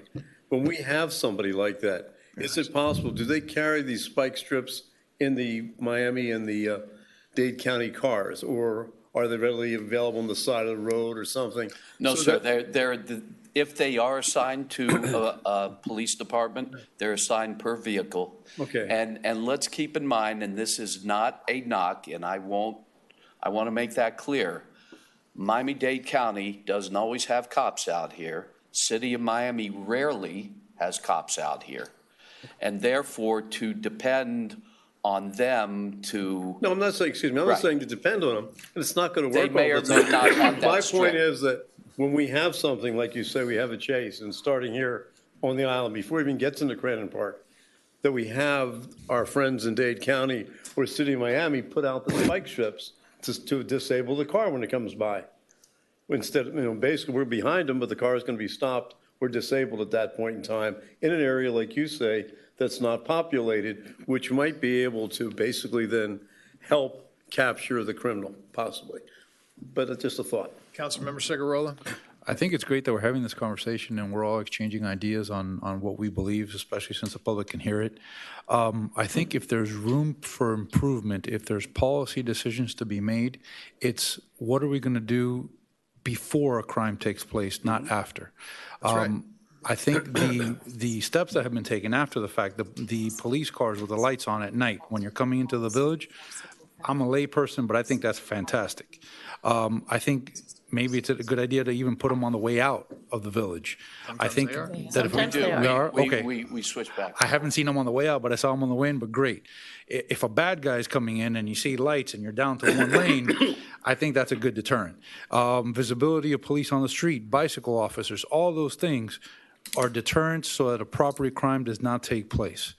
I completely disagree that we need to change our chase policy. I believe we have the current one. The current one that we have is the right one. It simply is not worth it to have a potential tragedy. And Councilmember Laredo, even though no one lives on the 5 or 6 miles of the causeway, you do have other cars and motorcyclists and cyclists and potentially even pedestrians out there at all times of the night. And if there's a high-speed chase, any one of those people could be involved in what is a completely avoidable tragedy. So I'm for keeping the current policy. I believe it's the right one. It just is not worth it to engage in a high-speed chase for a property crime. If it's a violent crime, that's a whole different ballgame. And, Yes, sir, it is. and the rules are different. And I completely agree on that. So I would simply say let's keep pushing to deter it, to make everyone more visible, but I'm good with the policy we have. And I just want to make one quick note on that, and I appreciate that suggestion. 3 different times, it was our police officers who actually engaged while they were in the act. So we were actually out there patrolling. We saw something we didn't like, and we caught this crime occurring here. This wasn't a crime that was reported the next day or the day after that, and we just happened to do a follow-up investigation and make an arrest on. 3 different times, actually the same officer, Hilda, was the one who saw, didn't like, engaged, and so we are very proactive. And I'm not going to tell you we're perfect. It is an imperfect world, and policing is not a perfect science. But there's a reason that this village has been named time after time after time one of the top 5 safest cities in the state of Florida. There's a reason for that. And I have to stand up for that. And that doesn't mean we can't do better, and it doesn't mean we can't improve on certain things, and it doesn't mean that we have our eyes closed and our ears, our eyes just focus straight ahead and we don't listen to reason. There's a reason that I go to these conferences, and I send my lieutenant to crime prevention conferences, and that Miami-Dade County chiefs meet, and our detectives meet with other detectives, because everybody's got different ideas, and we're all trying to do the same thing, reduce crime in our communities, because the bad guys share affluent communities. Chief, I have a question for you. Yes, sir. Since all these incidents happened over the summer and adjustments were made, have there been more incidents? Vice Mayor? And with regard to this specific one, Yes, ma'am. when it's all said and done, the bad guys were caught, the car was returned. Yes, ma'am. Okay. And Anything else? one other thing I just wanted to add, you guys did do a chase. I caught it on, got woken up by it. It was on Mazda, and I caught it all on camera. You guys were chasing somebody down. They got in an accident. They got out. They ran. Then there's helicopters. It's 1 a.m. I go outside and I said, this is not good. You know, now you got somebody loose. We don't know where they are. So I'm locking everything up. I'm turning on all the lights because it's a whole new game because you got somebody loose and you don't know where they are. We don't know where they are. You guys might know them, but that can turn into a much scarier situation when that occurs too at the same time. Well, that's why they probably stopped the roadblocks, et cetera, because the desperation to escape can create scenarios that you really don't want to think of. Fortunately for us that night, they bailed out into the woods. They weren't interested in staying within the community, and that didn't occur. But you're right, that could possibly, yes, sir. Well, you see that if you remember my opening remarks, that we have a duty to hear these things. Much more enlightening was the comments of Councilman Petros that the people that we represent need to know this. This is a major decision. There isn't any boilerplate application. We cannot take national or county guidelines that don't apply to our geographical footprint. But we're telling our folks here and out there that we will not chase people as soon as they cross the last line of our jurisdiction. No, that's not what he said at all. Okay, well, but the preponderance of what I'm hearing is that, but let me explain something or make sure that we understand each other. This has, and you, the chief had just said it, this has nothing to do with Chief Press. It has nothing to do with Councilman Lauredo. It has to do with my sense of duty to the people who put me here and the sense that people are concerned about crime. Notwithstanding that we're a very safe community, of course, we have a very kind of demographic profile of a community. So they go hand in hand. Good policing, good citizens, it makes for an excellent community. But the idea that things are getting better makes me very happy. Mr. London, before you left, you said if I was frustrated. I'm not frustrated. I don't ever get frustrated. I'm glad to I hear get that. I'm really disappointed. glad to hear that. I get disappointed, but not frustrated, because I don't take this personally. I take it that I'm trying to do the best we can. This kind of dialogue has to go on. We cannot have these kinds of life and death, big part of our budget, policies without us doing it. Now, us being here only 1 year, need to know. If other councils decided that they can delegate that to directors of departments and they can do policy that they can, it's certainly not something that I will accept. And I think this hearing is an important step that we need to step on top of this, because you don't have all the answers, I don't have all the answers, and none of these people have the answers. And the highest level of intelligence is to know what you don't know and the humility to change, in my view. And if we improve, then that's fine. Now, having said that, I'd like to talk about profiling so that we can,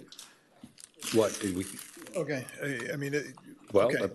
Councilmember Petros has a comment. Before you speak on that, I would, maybe as a good wrap-up, I also support the idea that we don't chase on a nonviolent crime. I agree for all the reasons. But we do, I think we could say as a group, we very much still support strict enforcement within our village of our laws. including underage golf carts, including all the traffic laws, all of that. This is a good time to restate that. We appreciate the changes that you've made that have brought it down to zero. I mean, we know that something will happen at some point, but to continue to try to prevent the crimes and the changes that have happened within the department are great. So thank you for that. And is there anything else that we want to just reinforce? No, I just want to reiterate. I mean, I see your people out there, and I know And I've seen them I see more the than programs you're putting in place, and I think the visibility it's helpful. I think the interaction with your officers and the community is great. I want to see more of that. I want to keep us, I like that, and I think that's a real positive in this. So thank you for putting that in place. And the bike program too? Yeah, I'm Thank excited you. about the bikes. So And if we, just to reiterate what Councilmember Petro said, you and your officers have our full support 100%. for total enforcement. Well, I've got a bunch of stats if you are willing to hear them. I brought them tonight. They're sitting back there. I don't always, if you would like I to would hear love them, to it'll hear take them. 2 Sure. seconds to get them. I think it's And important you'd be for astonished our at the community to hear stats them. that we've actually Sorry, produced Brett. this year. And I would It's up like, to you. I would like to see in our newspaper or somewhere on our website a restatement of what these policies are so that everyone in the community that may not be listening tonight will also know them, because Meaning like golf cart? just what we're doing, and that this conversation happened, and there's a reason that we don't chase for nonviolent situations. So the suggestion of the town hall meeting, I think is fabulous. And I hope we pack the house. Yeah. And I hope people come in with a million questions, because we're very transparent. We're willing to talk about anything, have any discussion there is. We work for the Village of Key Biscayne. I work for the Village of Key Biscayne. And that's our job, to respond to our community. And if we could include in that, if we do a town hall, we could include any discussions that you've had with the city of Miami and Dade County on what happens when the causeway is shut down. Do you want to discuss that really quick right now? Because we that? do kind of have a 30-second update on where we're at on that. Great. The problem with situations like that, anytime you have a traffic homicide, it's an actual crime. The crime scenes can either be very contained if they're off the roadway, or in the case of this horrible thing 2 weeks ago, include an entire bridge area, 6 lanes, including the median. So the officer on the scene, the basic officer on the scene, gets there, and his job is to collect evidence, protect it, because that thing will be under a court's jurisdiction for years to come. After it goes into criminal court, it ends up in civil court. So these are extremely painfully long investigations. However, my discussion with the chief of police from the city of Miami and the director of Miami-Dade was that as chiefs, as directors, we need to ensure that our officers down on the ground level don't make the arbitrary decision to shut a roadway for 6 hours. And that directive has to come from the top. Otherwise, that poor cop on the street who's tasked with collecting that evidence, dealing with the victims, et cetera, is going to make that decision on their own, or that first line supervisor. Both chiefs readily agreed that we would direct, whether it's through written directive, administrative orders, or whatnot, a policy that would ensure that there are going to be immediate attempts once the victim has been stabilized, the scene has been stabilized, to move traffic. Once I got that commitment from them, I went to Jimmy Martinsack, who oversees the causeway. I explained to him what my thoughts were. And my thoughts were to section off every part of that causeway, because there's areas, unless you're on the bridge, where you can only go into the water, but there's areas on all the land-borne parts of that causeway that we can actually move traffic through. Now, there are barriers that are out there that are permanent, that don't have to be permanent barriers. And this can be created if it happens in the same neighborhood that it happened this time. There was plenty of room except for a fence that's up there by the city of Miami, on both sides of that causeway where we could have rerouted traffic rather than what they did do. And by the way, they actually did create a counterflow after I talked to their major and their chief in the middle of the night. But it was so tiny that it had very little, almost irrelevant effect. But it doesn't have to be that way. So Jimmy Martinsack asked me to give him this week. He's got plans, he's got pictures, he's got drone shots, and we're trying to create that plan moving forward. He also told me we would have access to his warehouse, which has all the cones and all the barricades. And once we have that opportunity and there's a plan in place, we can maybe alleviate this in most cases. I wouldn't say all cases because that would be crazy for me to say. But that's where we're at today. That's light years from where we've been. Great. We're taking the process out of that poor guy who's working that street, and we're directing from above. Sometimes you have to do that, and sometimes you have to leave it to the guy on the street. In this case, I think we've got a better way of doing things, and we're working on that. And we're expediting that plan. And we'll be able to communicate that to people at the time that something happens? That's why the directive has to come from the top. So there is no further question as to who has the right to keep that causeway closed for 5, 6, 7 hours. They will know that they can't do that because there's a plan in place that will automatically go in for those causeway cops, whether they're Miami cops, Miami-Dade cops, and in some cases, like the shooting on the causeway, it happened to be all Key Biscayne cops because we were the first ones to see it. We were the first ones to engage the subject, the victim, and there were no Miami-Dade and Miami cops there at the time. So it did come down to us.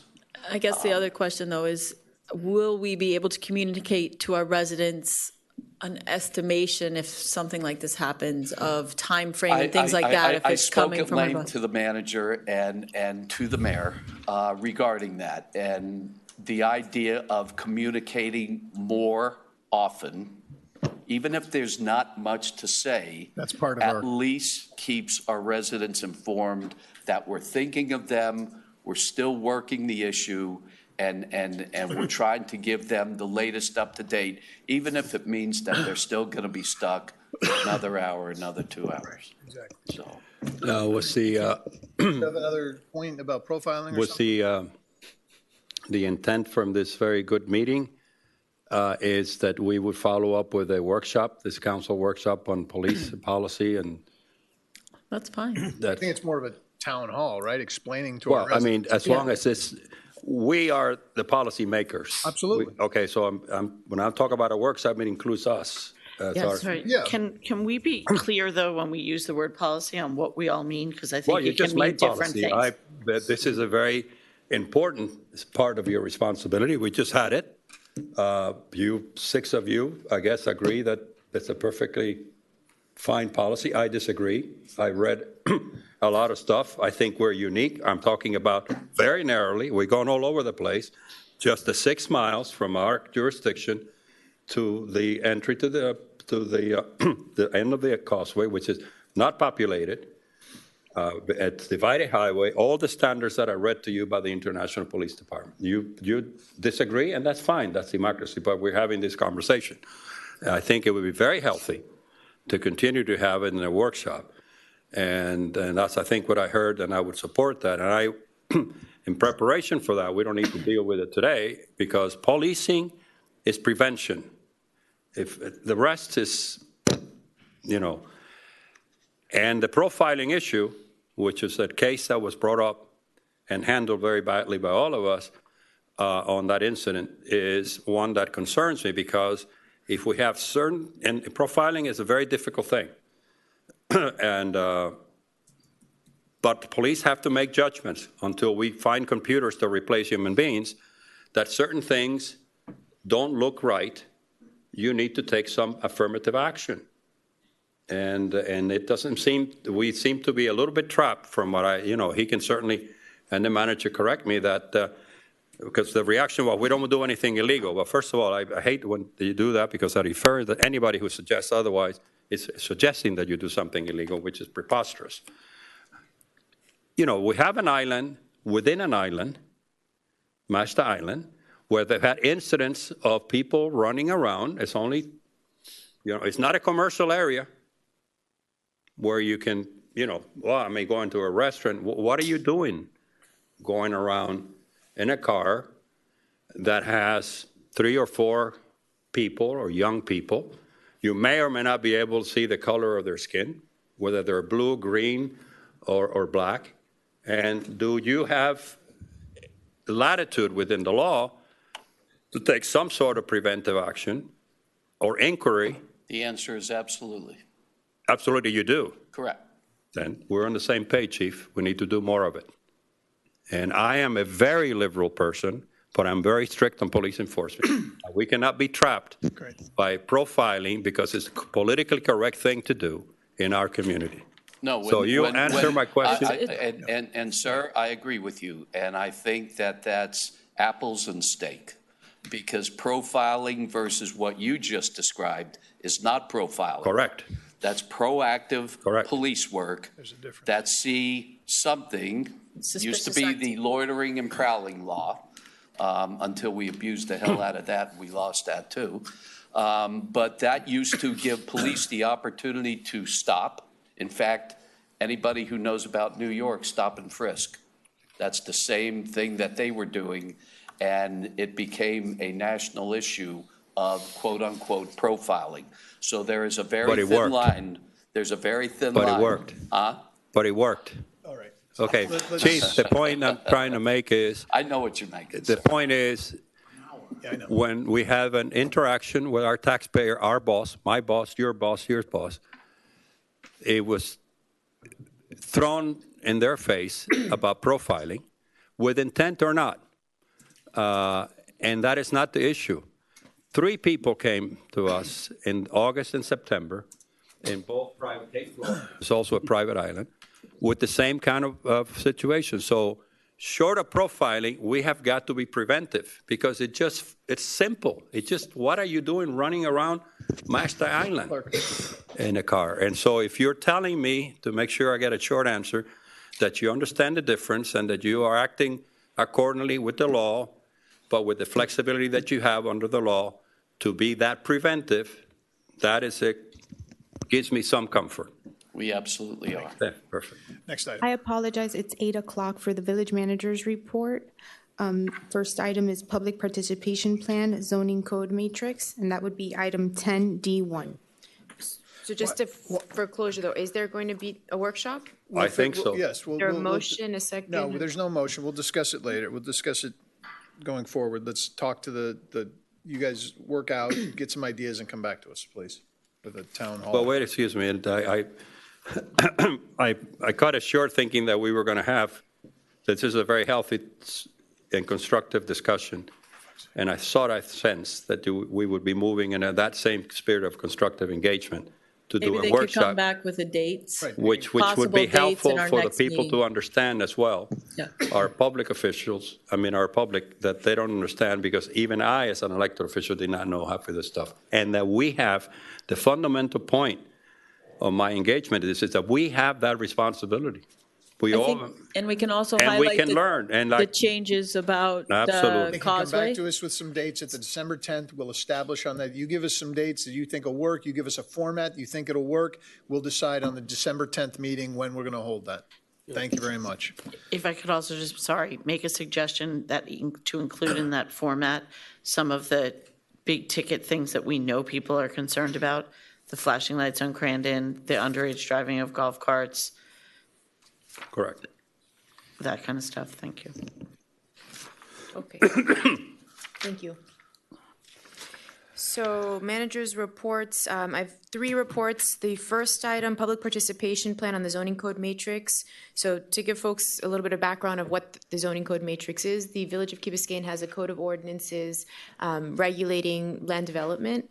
And for about the last year and a half, staff has been working with input from community, with input from council members, in particular, Councilmember Moss was a champion on this program.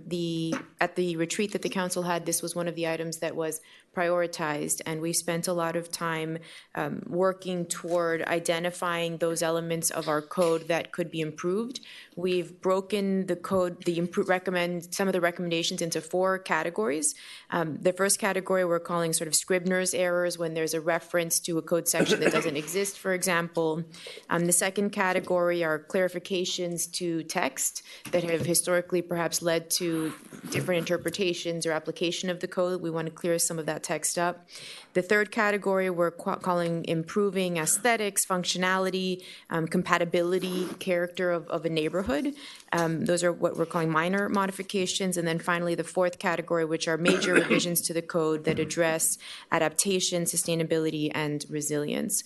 The purpose of my report today is to get feedback from council and to the public participation plan and how we can move through implementing these recommendations and getting input from the community. So we're looking at a 5-step plan. The first item would be the first community forum where we would obtain input from the community.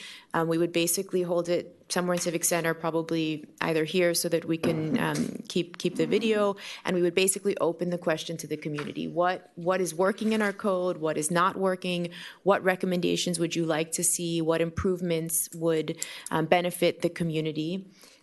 We would take that input in, then we would establish a working group through my office where we would put together subject matter experts, including, of course, our staff, residents or engaged architects, contractors, planners, folks in land use, scientists, resilience officers, to address the community feedback that we've received and also reflect on the work that we have already done and further refine what we're calling the matrix, which is basically the chart of the proposed changes.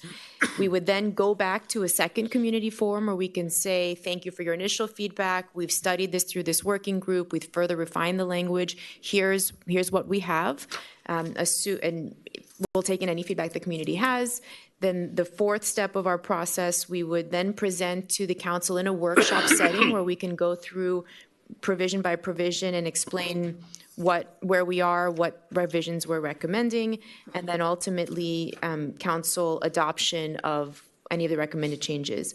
I'll point out at least 2 things. There are provisions in our charter that require certain code revisions to go to referendum, so we'd have to be conscious of those changes and go through that process to the extent that those triggers are called upon. And our timeline that we present is admittedly, very aggressive, and I think we're confident that we can meet this, assuming that the nature of the feedback that we get. So if we find that there are changes being proposed that are outside of the realm of things that we had considered, also the subject to the availability of the stakeholders. So council members as well as community members, if folks want to provide input, we need to make sure that we can accommodate their availability, and also the time required to draft the legislation. Depending how complex some of the ideas are, legal would need sufficient time to draft the legislation. So that's what we're proposing, and we'd like to hear some feedback and get some direction from council on how you feel about this plan. I think this is a top priority.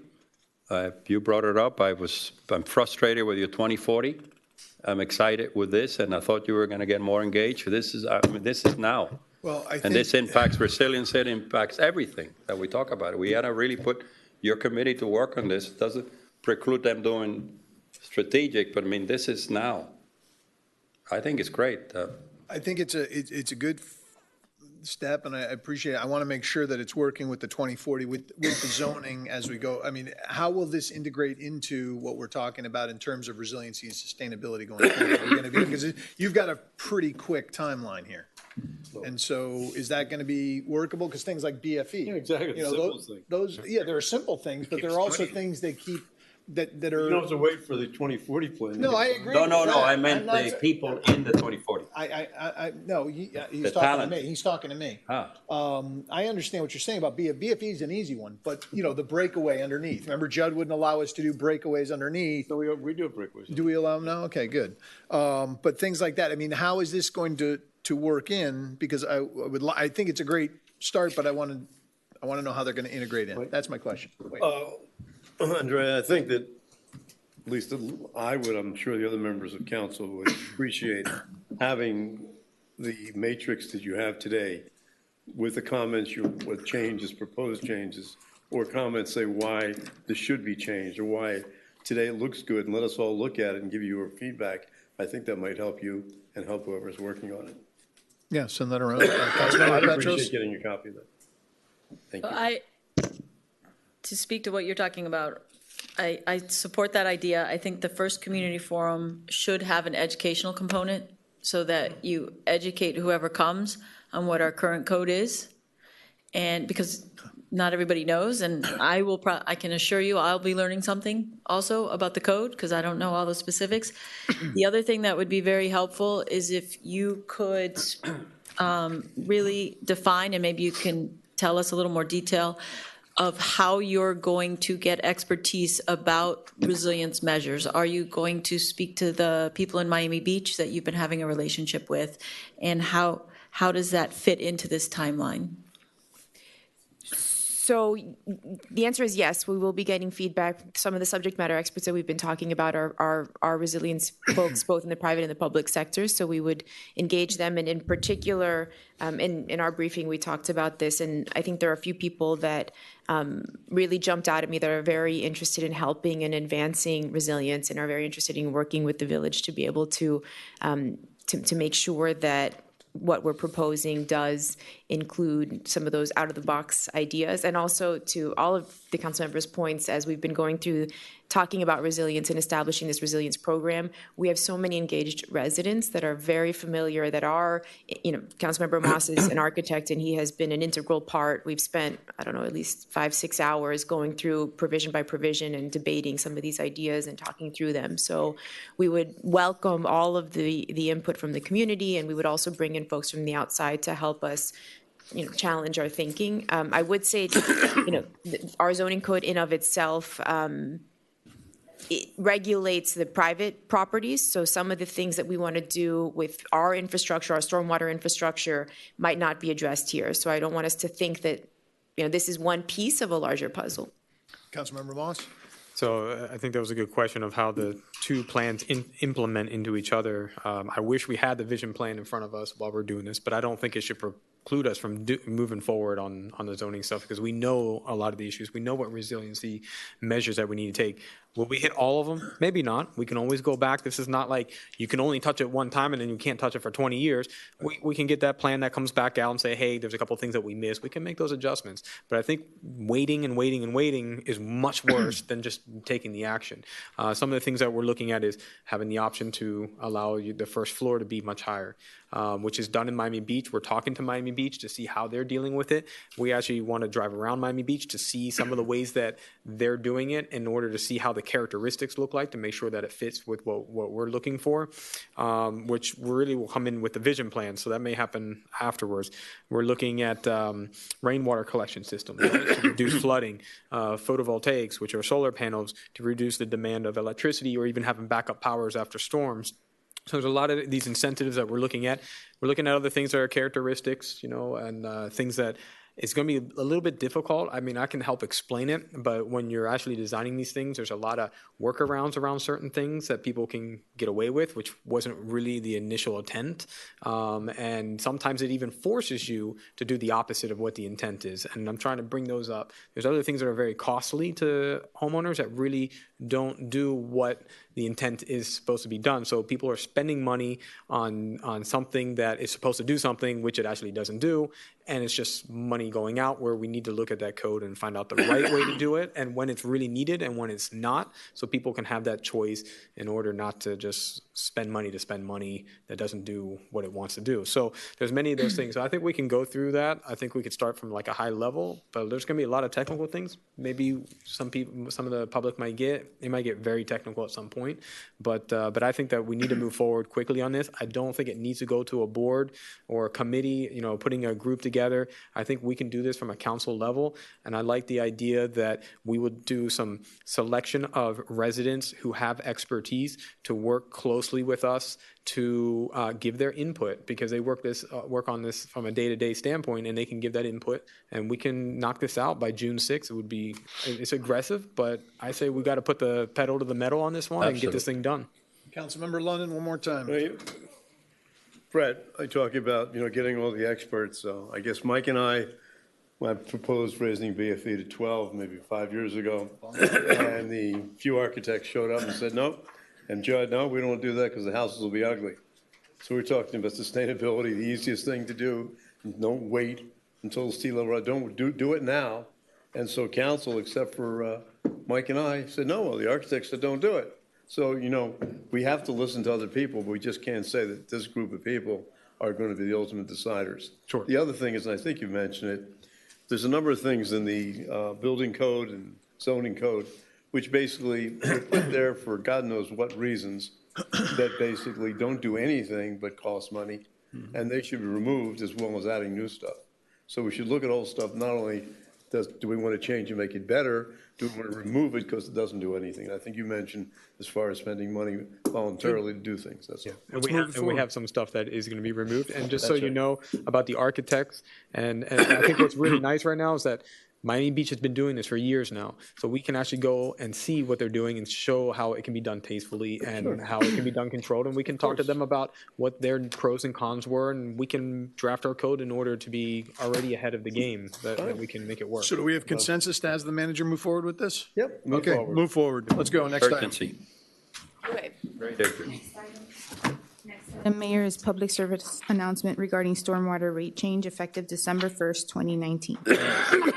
Thank you, Madam Clerk. So I congratulate the council and to inform the community that the council is taking action to improve our flooding situation and our stormwater situation on the island. And I wanted to take the opportunity at this meeting to remind folks that there is going to be an increase to the stormwater utility fee. The increase will be effective December 1st. And there's the rate basically increase will generate an additional about $850,000 a year in revenue, which will allow the village to increase the level of service in the maintenance of our existing infrastructure, as well as advance the first 6 years of our stormwater master plan in a condensed 3-year cycle.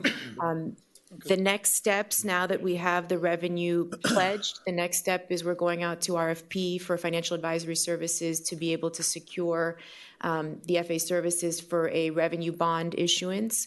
Once the revenue bond is issued, then we will be working through the design build process pursuant to the areas listed in the flyer. We outlined the 14 priority areas. In the briefing, some members had asked about the modeling and the assumptions that were in the Stormwater Master Plan. The Stormwater Master Plan, although it's only a few years old, there are assumptions in the plan that we do want to update and revise. And part of our approach is going to be to challenge some of the assumptions.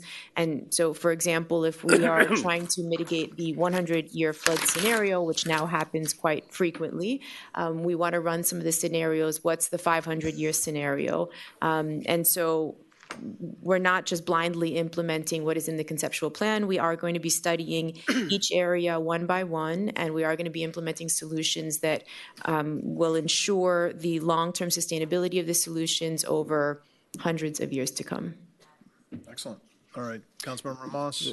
The one concern that I have is the water quality issues that we have in the stormwater plan. So I think that it's important that we, take a look at that one more time and make sure that if there, what type of technologies are out there, what type of systems are out there in order to maybe reduce the pollutions that go into our bay that affect the water quality.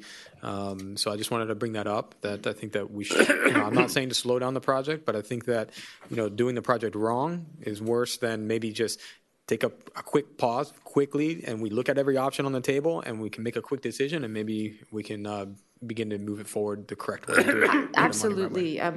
We talk a lot about the strategic plan, and I know it hasn't been published, but we do have one. It looks like this. It sits on my desk, and I kind of work through it.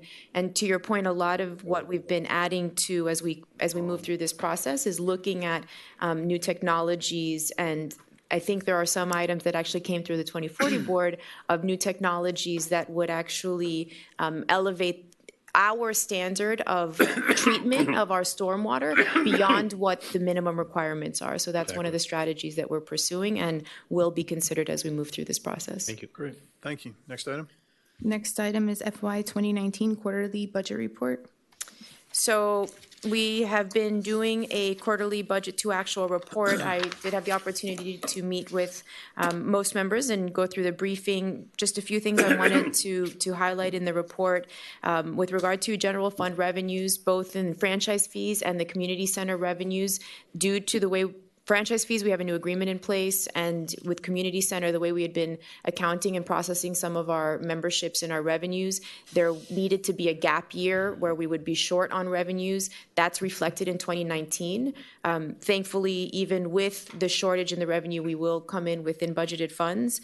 The second thing I wanted to point out on general fund expenditures, we have actually come in 5% under budget when you back out expenses for folks that either retired or left the village. When you back out those payrolls for planned salary expenditure, we are already in year one, we're at a 5% reduction without any impacts to level of service. And I also wanted to point out in stormwater utility, we have a capital outlay line item in the amount of $716,000 where you have no actuals. And the way that our code works and the way that the budgets have been structured in the past, this really is your fund balance in stormwater. So that money will be used moving forward to advance the stormwater utility program, all of the projects we've identified, as well as the 013 outfall project, which is underway at this time. Great. Can I ask a quick Certainly. building permit fees? Is that something that you've been able to get a handle on and see if we're evening out in that area? We're still working on it. When do you think you'll be able to give us an idea about that? I would say we would need at least 6 to 8 months worth of data before I feel confident coming back, but I can keep you updated, personally. I can kind of keep you updated as we get to a point where we feel more comfortable that we're on track or not. Councilmember London? The building permit fees, to look at a short period of time really is misleading because building is cyclical. And sometimes we have a lot of building going on. We don't hire any more people. We just bring in a lot more fees. So even a 6 or 8 month thing will not tell you, is it right? It should be probably 3 to 5 years to see what's happening. But over a short period of time, you're not going to find out. Well, I would just say that we went through a lot of effort to try. We changed our permit fees. We had a reserve that was too high, shouldn't have been there. We have no reserve anymore. We as a group need to be very aware of what's happening because we may need to change it again. And 3 to 5 years isn't going to. Well, my point is that, so right now, we'll say, for argument's sake, being a housing slump. Now, next year, we'll say it's a housing boom. So this year we raise the fees, next year we lower the fees. Each year, do we do it? No, but I think we have to have an evening out. Well, that's what I'm saying. You have to need a period of time to have the evening out. It's averaging. It's like what you did with your pension. You wanted to raise this thing for your 90% pension. Personally? Yeah, you said get it over 90%. By yourself, it But was all you. the reason I'm saying that, you can know, because we already were at 92%, but actuarially what they do is they average it out over a 5-year or 3-year or whatever the actuarial determination is, so you don't have these major changes. So it's the same thing here with the building permits. You're going to have it over a period of time. And as housing gets more expensive, we're working a percentage, or certain things happen, there are going to be more fees. I'm sure you would agree we need to pay attention. Yes, we have to Sorry? pay. Yeah. You would agree we need to pay attention to Of that course, I'm area. not saying that, but I'm Ed just saying don't spends like a overreact crazy man. and He don't rush. spends like a drunken That's all. sailor. Councilmember London, are you aware of the error? Are you aware of the error? The error? Error what? So after the fees, E-R-R-O-R? correct, the error. Of what? Mistake. Mistake. Goof. Okay, let's go. So we had implemented the fees incorrectly. Oh, And okay. No, we have- no, So I'm not we had implemented the fees incorrectly. We identified that that was a problem. We have now trained staff and are now implementing the fees properly. And so to Councilmember Petros's point, we're under the properly implemented fee schedule, how quickly can we determine if, once properly implemented, if we're in a good place? A better place. To Councilmember Petros's point, that's the way we should be looking at it. Go. Is there anything left in the reserve? Right now, we were anticipating maybe about 300,000. We kicked off the audit a couple months ago. We're still, things are still sort of processing in. By April, when we do the year-end close and we present the CAFR, we should have hard numbers for you with our actual fund balance. Can you give any sort of estimate? Right now, we're somewhere between 300,000 and 500,000. Still left in the reserve? Right. I thought it was none. Yeah, I thought about it too. I thought Once we they had no started reserves. implementing it, maybe. And that's part of the reason why we hadn't been doing daily cash receipts. We hadn't been closing the books. So as we implement these systems and these controls, we're getting a better handle on where things are. But that's down from a high of, I think it was 2.4 million at one time. Well, it was absurd. It was way too We had high. that 7% deal. We did a really What we good job can, of what we bringing can it down. do when we have a better handle, and I'll work with our finance director to try to give an update as soon as we have some more concrete information. Quarterly updates until we're, or sooner. Madam Manager, you did the 5%, oh, I'm sorry, No, go ahead. a 5% reduction on personnel costs in this quarter Throughout the year, yes, sir. throughout the year to date? Or- Correct, year to date. I mean, what is the trend? I mean, I thought we should have, you said within budget. I mean, I want to understand your fiscal philosophy. Just because it's budgeted, we don't have to spend it. Well, I mean, I'm going to be measuring you from now on. This is your new budget that I No, vote. and I appreciate that. So philosophically, I personally believe once things are budgeted, that is the policy, and I feel that I'm expected to Spend it? deliver pursuant to budgeted funds. So I think one thing you'll know going into next year's cycle, this idea of putting funds aside just in case, if that is what we're going to do, it'll be very clear that this is just in case and subject to further direction. So I think, I think it's important to make that distinction, because if you budget to do a project, I'm all hands on deck. We're going to deliver the project for you. So if there are projects that you're not comfortable in delivering, then I would caution on giving me the budget to do it, because you should expect that it gets done. And there are very tactical ways that we can handle that, so that we can segregate what is contingent on subsequent approval. We've done and that with the communications, with Yeah. with CRO. We've said, we budgeted the monies, but we not ready maintain yet. control of the funds until we reach the point where we were happy I'm with the just trying to program. provoke to understand her philosophy, because, I mean, I am on a efficiency thing. I think we can do better. Most of us are. I think all of I us would have are. liked to have cut the 5% across the board this year. Didn't pass. But I mean, I applaud you for moving in that direction. I just want to understand your philosophy. And we'll pick that up, but I just Thank you. keep working at it. Thank you, sir. Next item is status of 530 Crandon Boulevard. Councilmember Segovia. I just, we've discussed it so many times back and forth at different meetings. I've been asked by several residents several times, where are we? Can we just get this done? Can we move it forward? So I guess I would just ask the manager to give us an update. I believe at the last meeting, we're basically going back to the drawing board and pricing out line by line, correct? I think that's where we're at. So the directive that we got at I guess it was the last September 10th. September 2nd budget hearing, Yeah, September I 10th think it meeting. was- It was the October October 29th meeting. October 29th. Okay, so the October 29th meeting basically was to go back to the qualified respondents to the RFP that we had put out and get them to value engineer the project and give us back their revised pricing. So in order to do that, staff needed to work with the consultant to revise the bid form, get the units and the quantities, which is what we're doing now. Once we finalize that process, we'll have the proposers, hopefully they'll be still interested in submitting, they'll submit back to us the new pricing, and I think we should probably have that by January, Todd? By January, we should be able to bring back those revised So the proposals. January 28 meeting, you think? Yes, I sir. don't know if it's going to be January 28th or earlier. Spoiler alert. Okay.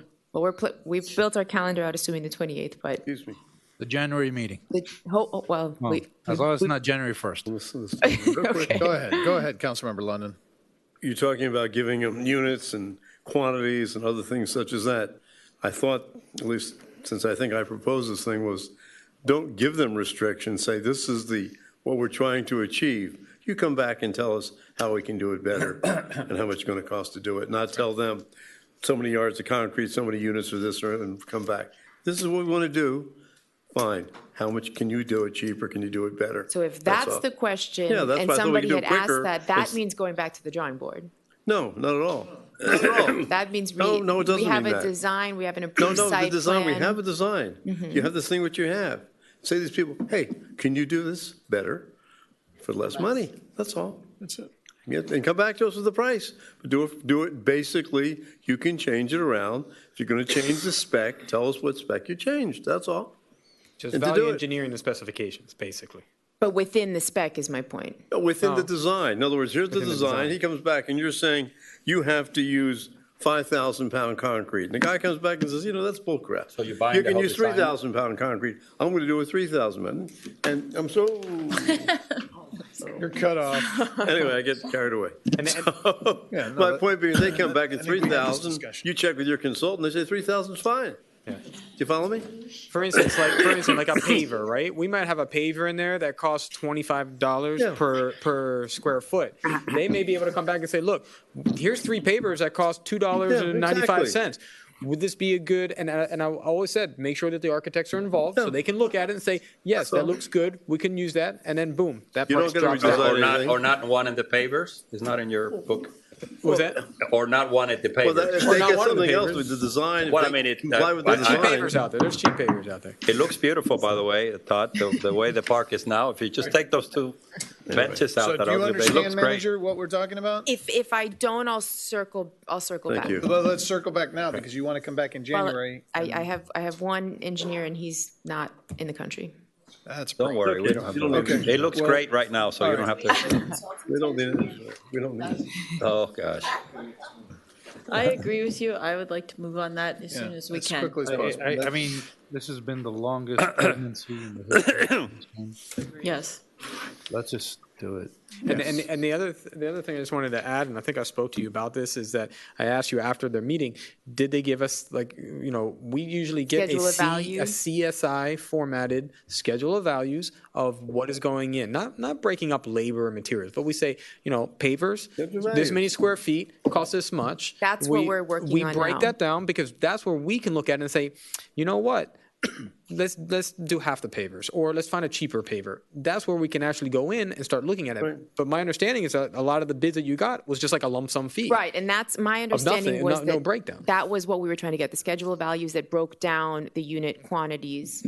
Exactly, and When I they think it's prepare the bid, important they that make a schedule of values to make the bid. You know yeah, that. and I think it's important because one of the big things that really showed up on there was their Electrical was their high, general conditions. general conditions And was general high. conditions is a Lot of person Johnny that's out toilets. there working, and the fence that goes around, and the toilets, and all that kind of stuff they have to do for the temporary electricity, all that kind of stuff. And we build projects that are a year and a half long that aren't even as close to what they're doing for a park that might take 4 months to build, and there's really not much shell and stuff Ridiculous. going on. So I think that they need to break down in a general condition, how much is the fence, how much is the project manager that's out on the site. I mean, do we need 3 project managers out there? Can we do it with 1? Those types of things, so we can start to shrink this cost down to a manageable thing that we can do, And you we can see, do you're everything we you're want. frustrated, and the Segurala's frustrated, but see how much progress we've made? This is great governance. You're actually looking at those numbers, and we could probably get the same impact for less bucks.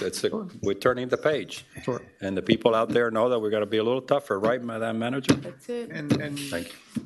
okay, I'm going to leave Good that alone move. for now. Next item, save the date. Save the day, very quickly. I'm doing the State of the Village address, and in talking to some residents, what I want to do is bring back, our appreciation for the volunteers. We've got a lot of people who are on committees, on boards, task forces, and do a lot in this community who are not as appreciated as they should be. So I want to do the State of the Village on December 5th. That's a Thursday. And we will also have an appreciation for the different boards and committees and task forces that we have, just to say thank you. So that's going to be a combined event in the community center in the Island Room, I believe. Yes. Lighthouse Lighthouse Room, sorry. With respect to the volunteers. I think it's an excellent idea. Thank you. But I'd like to ask if we could make sure that we include as many as we can think of, right? So not only just our boards and committees, but there are other people who dedicate themselves voluntarily in the community. And if we think of all the different community groups that we funded, how many of those people give their time voluntarily? And also, I've spoken with Todd about volunteer coaches and things. I think it's a great twofold opportunity. One, to genuinely thank people who deserve it, but also to include even more people in the state of the village. Also, and and to allow other residents, don't get me wrong, this is open to all residents. I want residents to come and understand what we do and get a sense of participation in the community, because I think that's critical. So that's Mayor, why and I would put in there as well, instruments like the Islander.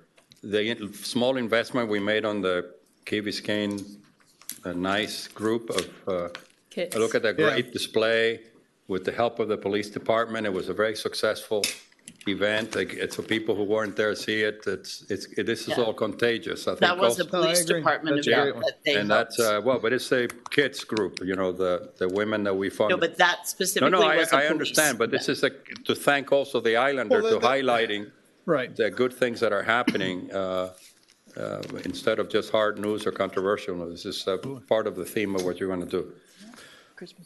Thank you. Next item, discussion on Chief Resiliency Officer position. Mayor Davey. Right. So I sent everybody something that was essentially, I got it from a county up north that has a Chief Sustainability and Resiliency Officer. They have a plan.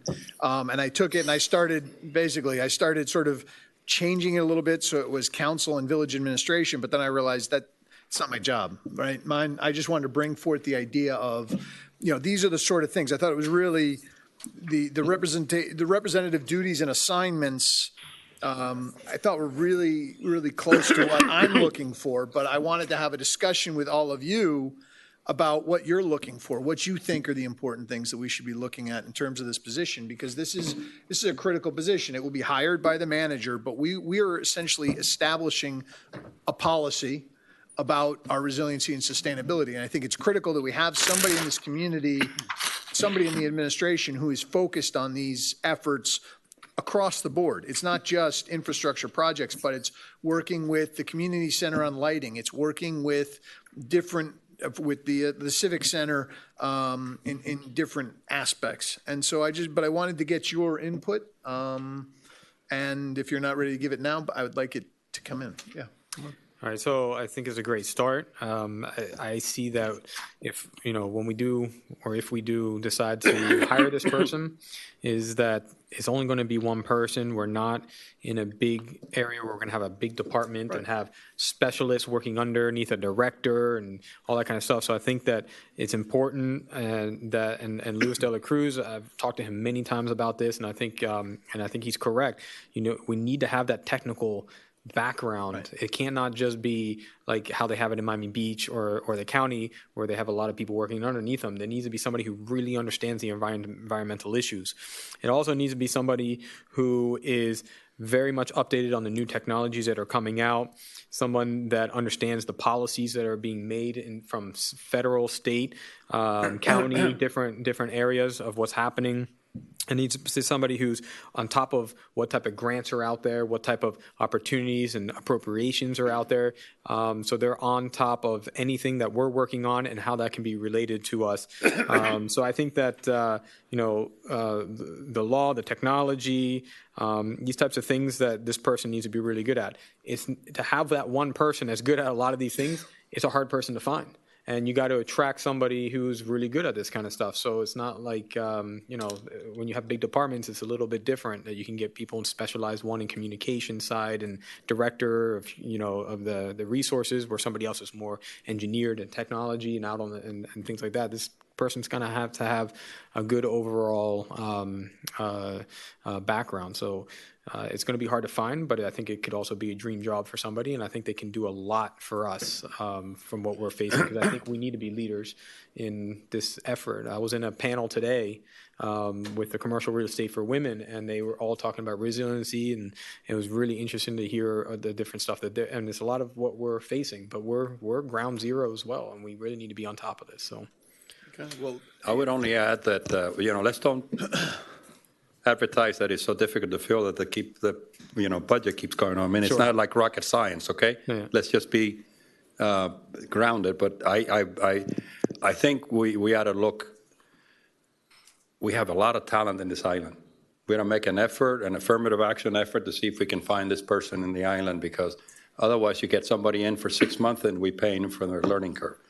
It doesn't mean that there is out there, but there are so many people that we got to make a little effort. Any position in this village, hopefully we can find. And it's a plus for us because they don't have a learning curve. Vice Mayor? Well, and I think that leads very nicely into what I was going to suggest, that I would like to see in this description and priorities, our specific needs and our items that are really front of mind right now, like our beach issues, our stormwater, and what we learned from our water quality workshop about the stormwater, our outfalls. Are we doing it right? And someone who's able to be involved with, as we were just discussing, looking at our zoning. Engineering. That I would really like to see us specifically calling out some of the things that are. And I can send you something. My thoughts. Send them to Jenny, and Yeah. I'm happy to compile them. Because I do think it's important that we be sort of specific.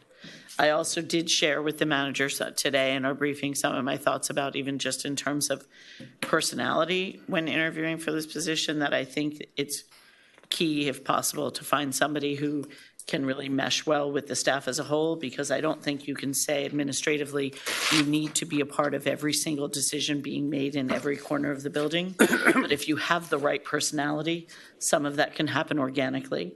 When you run into other staff members and they're talking about what they're doing, if it's the right person, the ideas can pop up and they can be more involved. I agree. Councilmember Petros? I also lean on the technical side versus the communication side. Absolutely. I think that in addition to seeking out grants and things like that, I mean, there is a component that's important, but I would urge our manager to look for someone who can also implement and put things in action, as opposed to just setting up policies and procedures. 'Cause we want somebody that can actually pull together many of these things that are already in place and implement them and integrate them. And I think to me, the next step would be that we communicate what we're looking for, and then that we ask the manager to come back with an idea of what she would advertise for, and also get your input on what you think you need in order to complement what currently exists within your organization. Yeah. I think So that's do you right. have That's- any input for us? Yeah, I mean, I would start by asking, similarly to, I think, how we got through the communications issue, I think I eventually landed, right, we sort of had status quo, rethinking the status quo and then changing the status quo. I think more so than focusing on what the qualifications of the potential employee are, I would ask what your policy objectives are. So what outcomes are you looking for? And with that guidance, I can craft a job description and hire somebody, bring somebody on the team that can meet those objectives. So perhaps if a little bit of discussion can be what is the objective of the program, what is really important, as opposed to the qualifications, how many years, what kind of experience, what do you want to accomplish? I don't think that's I mean, I guess my intent was that this outline of a position is sort of the starting point for what we're looking for the position. Is that, I mean, that's. I mean, my objectives would be that we have less water on our streets on king tides, that we have less concrete throughout our village, that we are looking for ways to eliminate our direct what we're doing in our community that's adversely impacting our water. I mean, these are all things that we need to look at. And then I think the other thing is that I would like to see us moving forward with the undergrounding. I mean, there's some really specific things, the stormwater master plan, I think that should be revisited. I think it should. Renewable energy source. I mean, just looking at Solar. ways that we can be. I'd like to see us start using solar within our community. I think it's a great beginning. Yeah, it's a Applaud beginning. that. I would only add again I- that we need to have the personality that has to be able to fit with the staff, because what we needs to do is, this has to be across the board in all management. We have a whole bunch of people on the payroll who should be doing resiliency, zoning and building and all of that. They should be in their DNA, and this would be kind of it has to be a kind of person. I don't want a person, and I think whoever said, hopefully he or she doesn't need a secretary or assistant. Okay. But that doesn't get it in a little office in the corner. I mean, she needs to, or he needs to. Yeah, out in the field, boots on the ground. I mean, And that's a great exactly. point. And that's One of- why I'm a little biased. If we could, ideally, if technically competent and local would be great, but we'll see how the market. One of just the to your trainings point, that- your question, I'm not, I mean, your point was that you didn't want us to list the qualifications of the person.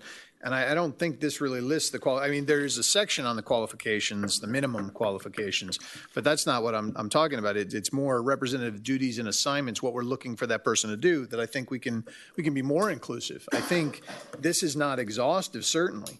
But does this not give you a sense of what I'm looking for anyway, and a starting point for us to have discussions? I'll take the feedback into consideration. Okay, you come back to us. What does that mean? So I can go through. So there's some things that are in here that are already part of other people's job descriptions, for example. So I wouldn't want to be advertising for a position when there's somebody on staff already assigned to doing that. So You're there's doing some. what? Give me an example. So, for example, emergency management, Chief Lang is our emergency manager. Okay. Do you want me to keep going? Well, yes. I'd like to know if there are overlaps. Obviously, that's fine. But are there sufficient representative duties or assignments in here? Did you understand that those are things like lead and implements a full range of programs to reduce the environmental impacts of village operations through tactics involving efficiency, renewable energy, climate, transportation? I mean, is that something? That one's great. That's the one Okay. that I circled. I think it relates back to when I started, I had my orphanage of functions in the village that we weren't really giving enough attention to. And I think a lot of them are captured in that bullet point. Actually, that was Establishes one that I liked resilience a lot. planning support and tools for the village's team to assist with tasks such as vulnerability assessment, identifying priority need areas and actionable initiatives, metrics for success and monitoring.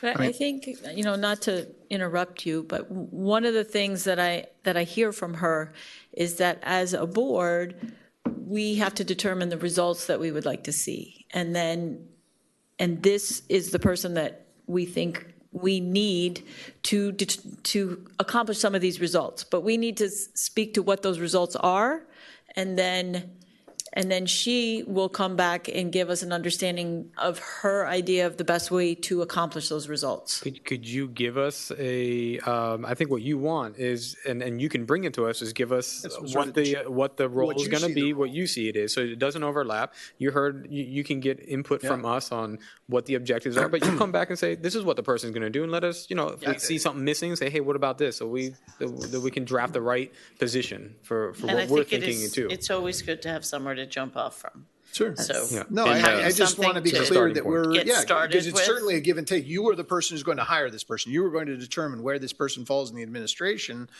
I guess my sense was this was giving sort of what we're expecting this person to do. And then we can sort of move to the end of what we want them to accomplish, I guess. So you want the manager to come back in December with come back kind in of December a, 10th. what it would Not be? December. Well, and just to be fair, I mean, so I get, so this is our resilience master plan. It's a whiteboard that we've kind of worked with, and there's just a lot that we've been doing that we haven't been very good at getting the word out that we're doing. So in fairness to staff and all the energy that we've put into this, I don't want folks to think that we're starting from ground zero. I mean, we have a draft resilience plan. We have attended, dozens of meetings. We've reported back. We've incorporated a lot of what we've learned into our practices. We've applied for grants. We've been doing a lot of these things. And so one thing that I have that I can maybe, if the communications. You should do that. You have a communications problem with us. I totally have a it communications really is. And it goes to my point that we have a lot of talent on board already. It's part of their job description. It's already part of our budget. We can maximize. I'm not speaking against enough, but sometimes we try to do the political correct thing to do. And you are the manager. I think the sense is, though, this is a good beginning, Mayor. And then if we have any ideas, and also particularly an interest of Mrs. Moss to make sure that her husband is out of here on a birthday, I think we ought to work with her, and you get a sense of what you do. And it's great that you're saying that the stuff that you're doing, but if you don't tell us, we don't know. Right. Councilmember Okay. Ross? So, and I think we've had this conversation before. I don't want this conversation to lead to your staff that we think things aren't happening, but I want to also make sure that the level of service of the job that they're supposed to be doing on a regular basis, and resiliency is part of it, but if they're taking on such a big load of resiliency, they're obviously reducing a load somewhere else, right? So then the level of service can be diminished. So what I envision and what I see, and I'm hoping that some of my colleagues see the same things, that when we bring on a resiliency officer, it would alleviate a lot of that, not all of it, but a lot of it from those staff members, so they can get back to that level of service that they want. And this person can pick this up, and they can, I think we experienced quickly, that, so. and I'm sorry he's not here, but with Jake and Public Works and BZP, I think that's exactly what we experienced. Yeah, and I just want to say we're very thankful for the stuff that you have been doing and on the resiliency side, and I know it's a lot of effort, but I also think that it could take away from other things that we can be getting done, and I think this could relieve that and really get us focused. Right. Okay, if you can bring some back, and I'm happy to work. Like I said, I'm happy to work. If you can send ideas, let's try and get something going. Okay? Next Thank you. item, South Miami, to endorse the Energy Innovation and Carbon Dividend Act Bill. Mayor Davey and Councilmember Petros. You want to take it? Okay, so essentially, this was brought to our attention that there's a resolution of the mayor and city commission, not council members, of the city of South Miami, urging the U.S. senators and representatives to pass a specific Energy Innovation and Carbon Dividend Act, which is H.R. 763. And I just thought I think we both sort of got the same discussions with, actually, high school students were the ones who brought it to our attention, that this is going to help with emissions. It's going to help reduce greenhouse gas emissions, or in a way, I don't know if I can do this, carbon tax, carbon credits, and it's a way to help promote businesses into reducing their carbon footprints, if you will. You need an emotion? So to have a resolution to I'd like to support? bring it, well, we'd have to bring it back in a format that we could Okay, vote on. I move it to So I think, support in spirit, but not, right, no, Yeah. until we see it. For our own. Agreed. So are we good? Yes. Yep. Perfect. Next item is the proposed 2020 council meeting schedule. Right. Well, wait. There- Is that what we're doing? No, we have Oh, seaweed sorry. management. I am so Oh, sorry. yeah, The sorry. seaweed management, Vice Mayor Orgasm. McCormick. So I feel like there's a lot of. where are you now? Sorry? My added items. item Oh, of the seaweed seaweed, management. We learned a lot in our water workshop. I'm sorry, now I'm getting tired. And there's a lot of conversation in the community about what we're doing with our seaweed, what our plan is. And I thought, based on sort of the preliminary results and things that we'd heard about bacteria levels in the sand and in the seaweed, that it might make sense to have a full conversation together, the seven of us in public, with our, with Beach Raker, our, the company that does our seaweed. The manager and I were on the phone with Chip from Beach Raker, who is super knowledgeable and really does beaches up and down the Florida coast, and had a lot of interesting information about integration versus hulling versus what's happening in different places, and what their bacteria levels look like. And it seemed to me that it was information that I think all 7 of us would benefit from, and all of our residents as well. So basically, my discussion of this is just, do you agree? It sounds like a good idea to ask him to come to. Absolutely. Yes. He's happy to try to come to our very next meeting, which I think would be Let's get very him in. timely. Beautiful.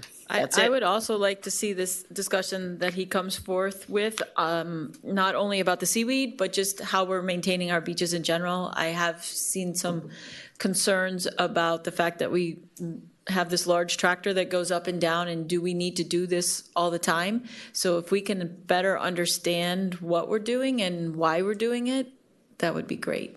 Because we're doing something very different than the state park too.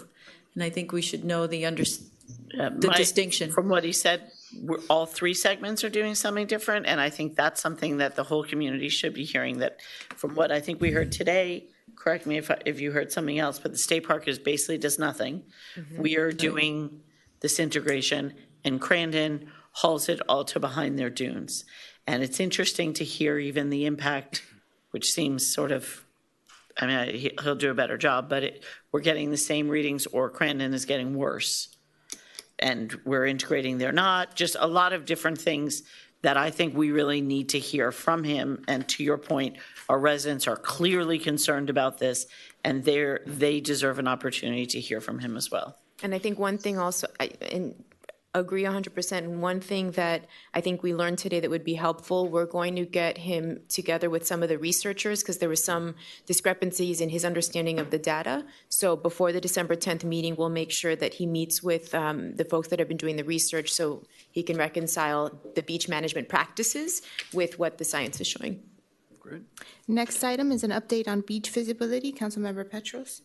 Okay, I brought this up because I feel very strongly that we need to stay on top of this. And so there's really 2 prongs to my conversation. One is I'd like to get an update from our manager on exactly where we are on data collection, and if we're staying kind of in step and on time for what we need to do for the Army Corps.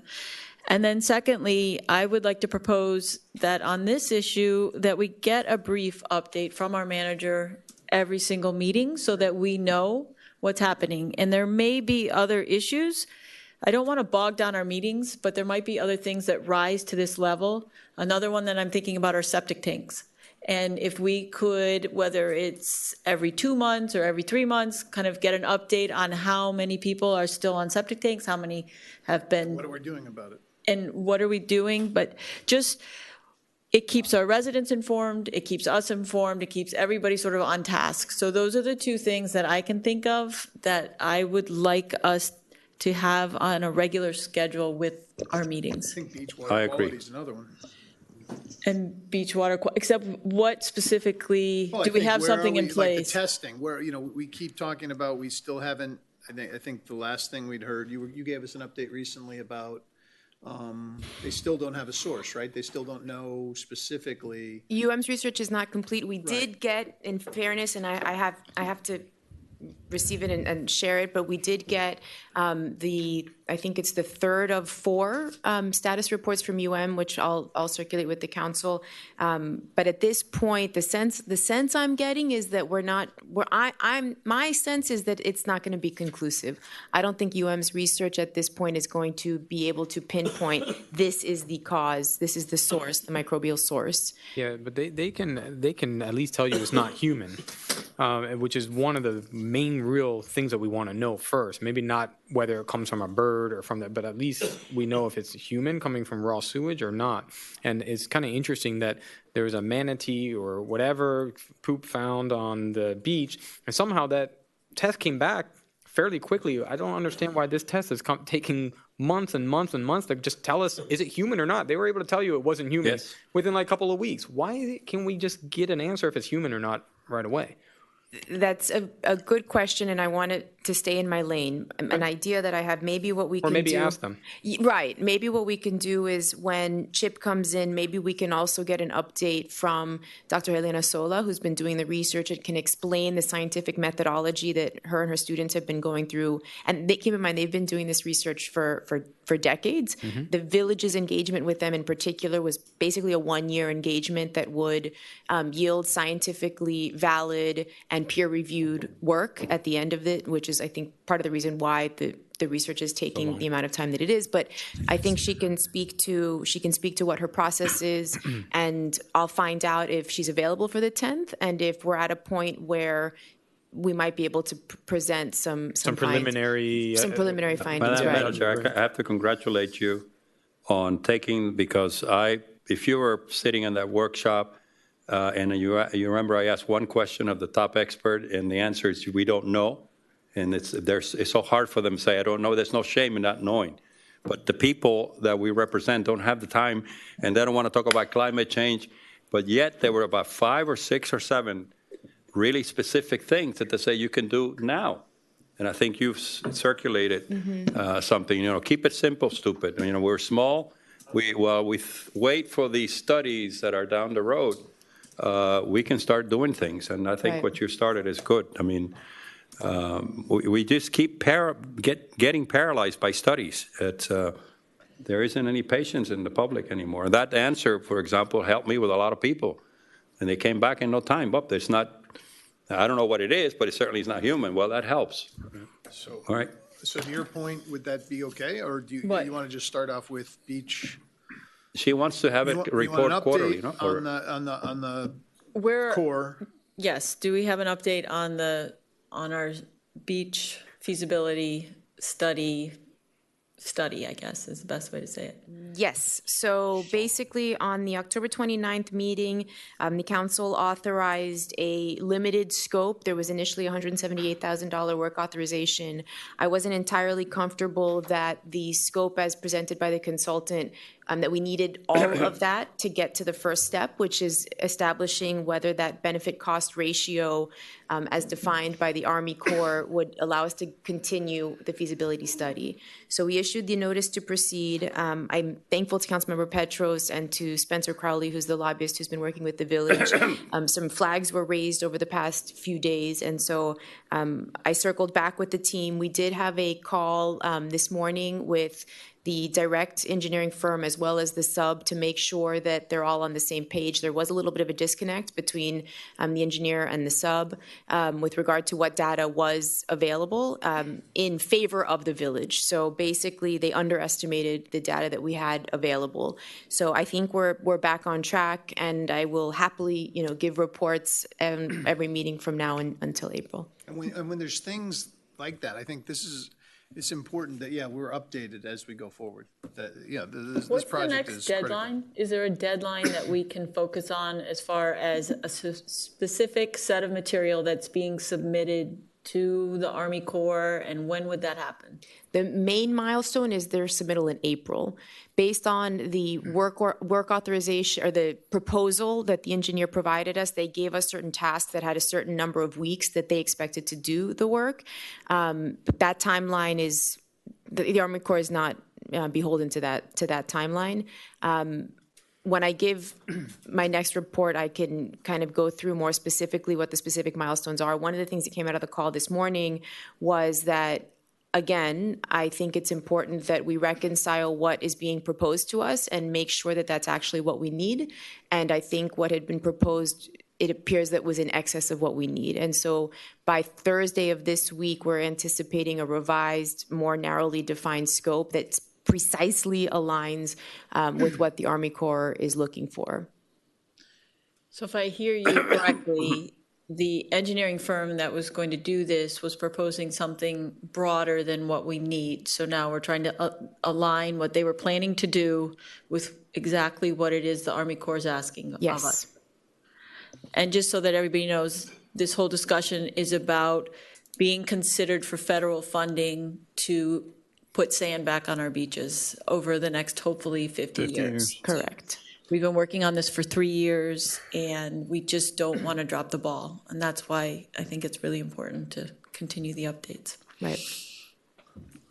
And last thing, you did present, you told me this about the septic tanks. Is it true? If We're you down want to one? If you want to hand it back to me, I can give the report. Okay. So you're going to put the septic tanks on? We have to be off, we're off 221, let's put it that way. So We've improved. In our briefing, Councilmember Petros had mentioned that she was interested in doing a more frequent reporting, and so we had put something together on septic. So basically, we are down to 172 homes that are on septic. What we've done since, it's really, I guess, the budget hearings when this really became an issue of what other strategies we could approach. We assigned a dedicated resource within the village, within the building department, our chief plumbing inspector. So we pulled it out of Public Works because they've got a lot going on, and he's also familiar with septics and how the permitting process works. And the game plan was for him to go to each residence that had not converted and meet with the family, meet with the homeowner, and make sure that they were aware of the deadline. The village has been sending out letters, I would say easily 2.5, 3 years maybe at this point, notifying folks of the upcoming compliance deadlines. So how many people are left in Holiday Colony that aren't connected? So Holiday, the first batch was 1, 2, 3, 4, 5, 6, 7, 8, 9, 10, 11, 12, 14 we have.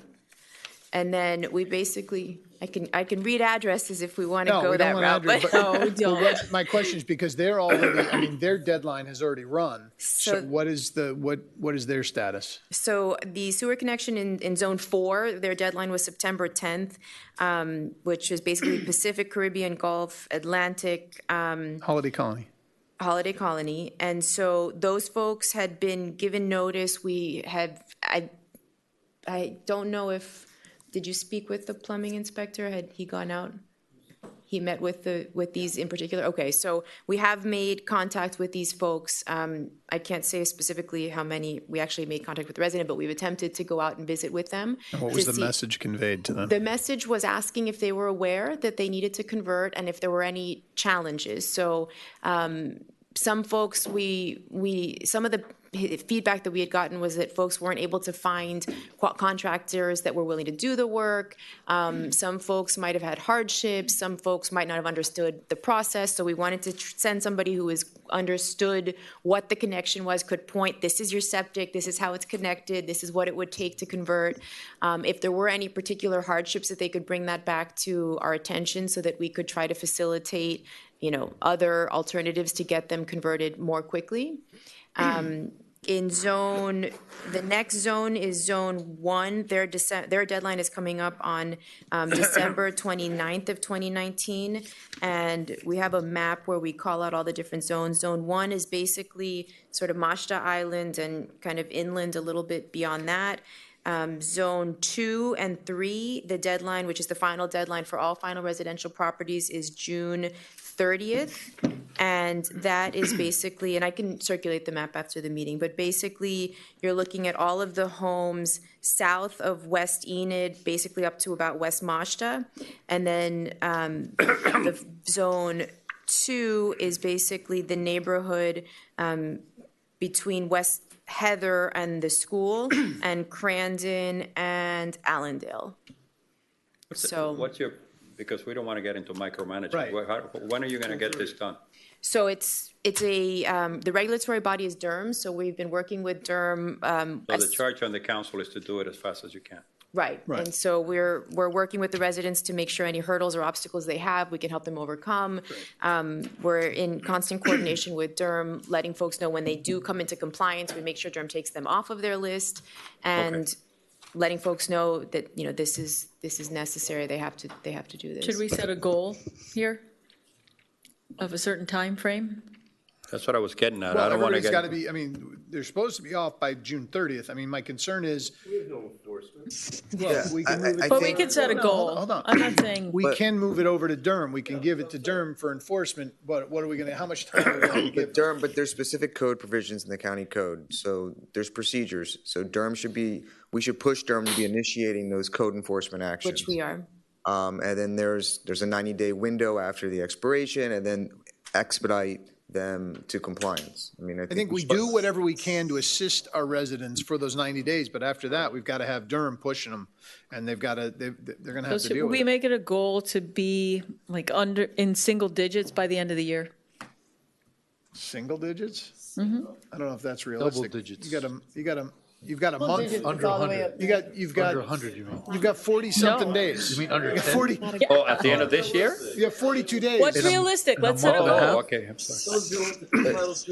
Give me your realistic goal. Give me the numbers till June 30. Those people don't have to do anything. Right. They have 90 days after that. I just said by the end of the year, give me This your year? goal. Yes, 2020. 2020. Oh, 2020, next sorry. year. Yes, by the end of, no, I'm sorry. It should be End of zero in 2020. 2020. Zero. Yes. by That's December why I said 31st. single Yes, digits. I agree with you. But they said 45 days. Zero.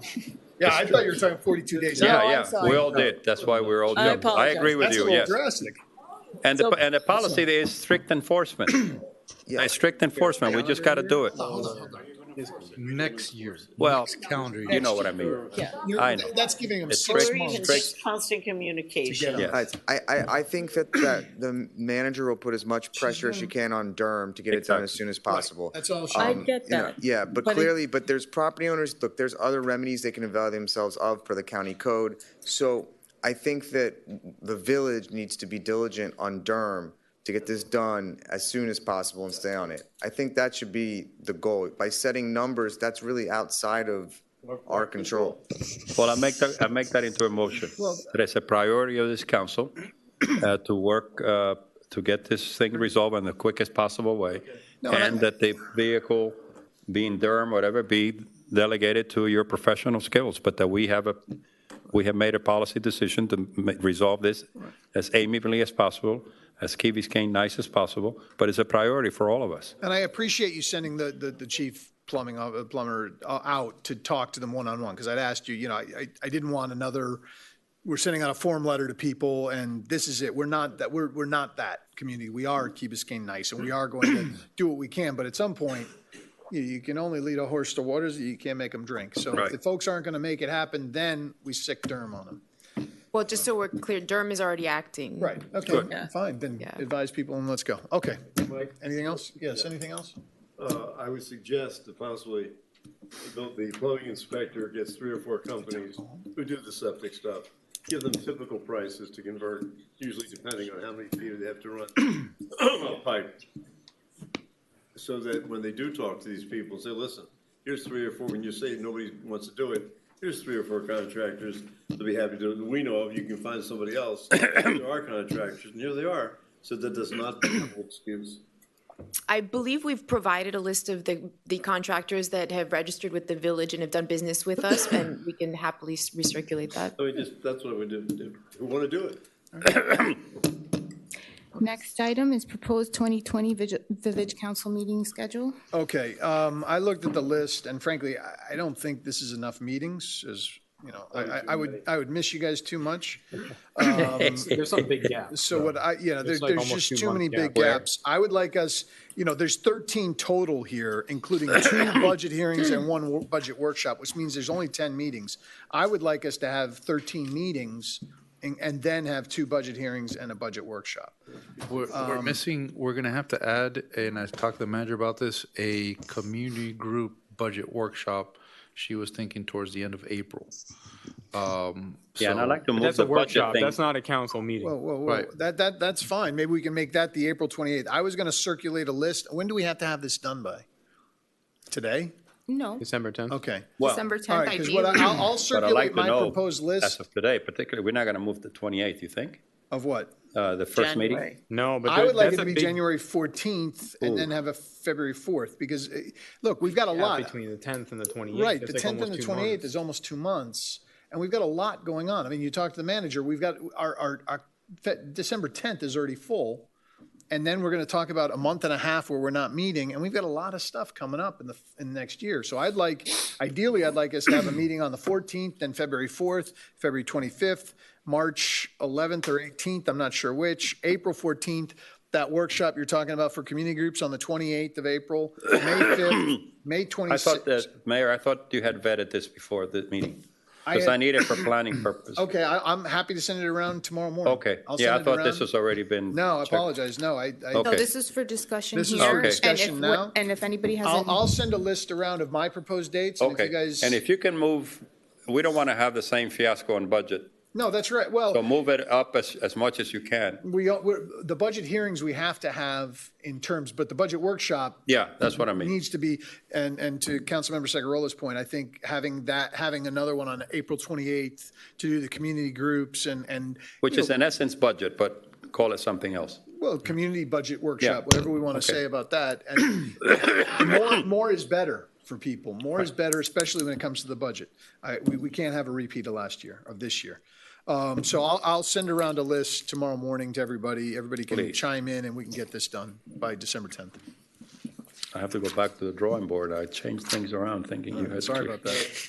Next item. Next item is the election of vice mayor pursuant to section 2.202B of the village charter. Do you want to? No, you didn't want to hit it one last I'm time? okay. All right. Okay. Well, we have to select. I want to thank Vice Mayor McCormick for all her hard work, trying to steal the gavel from me anytime she got the opportunity. But somebody's got to be the vice. And as qualified as I am to handle vice, somebody else has got to do it now. And usually in the past, there's been a nomination and Well, it comes from I mean, anyone. I'll give it to the birthday boy, As long as it's not the BB. the BB. I'll nominate Mr. Brett. Brett Moss, Thank you. our birthday boy. He's all grown up now.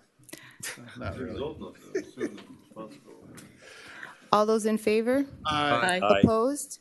Motion carries. Happy birthday, Brett. Happy birthday, Brett. Anything else? That's it. Motion to adjourn.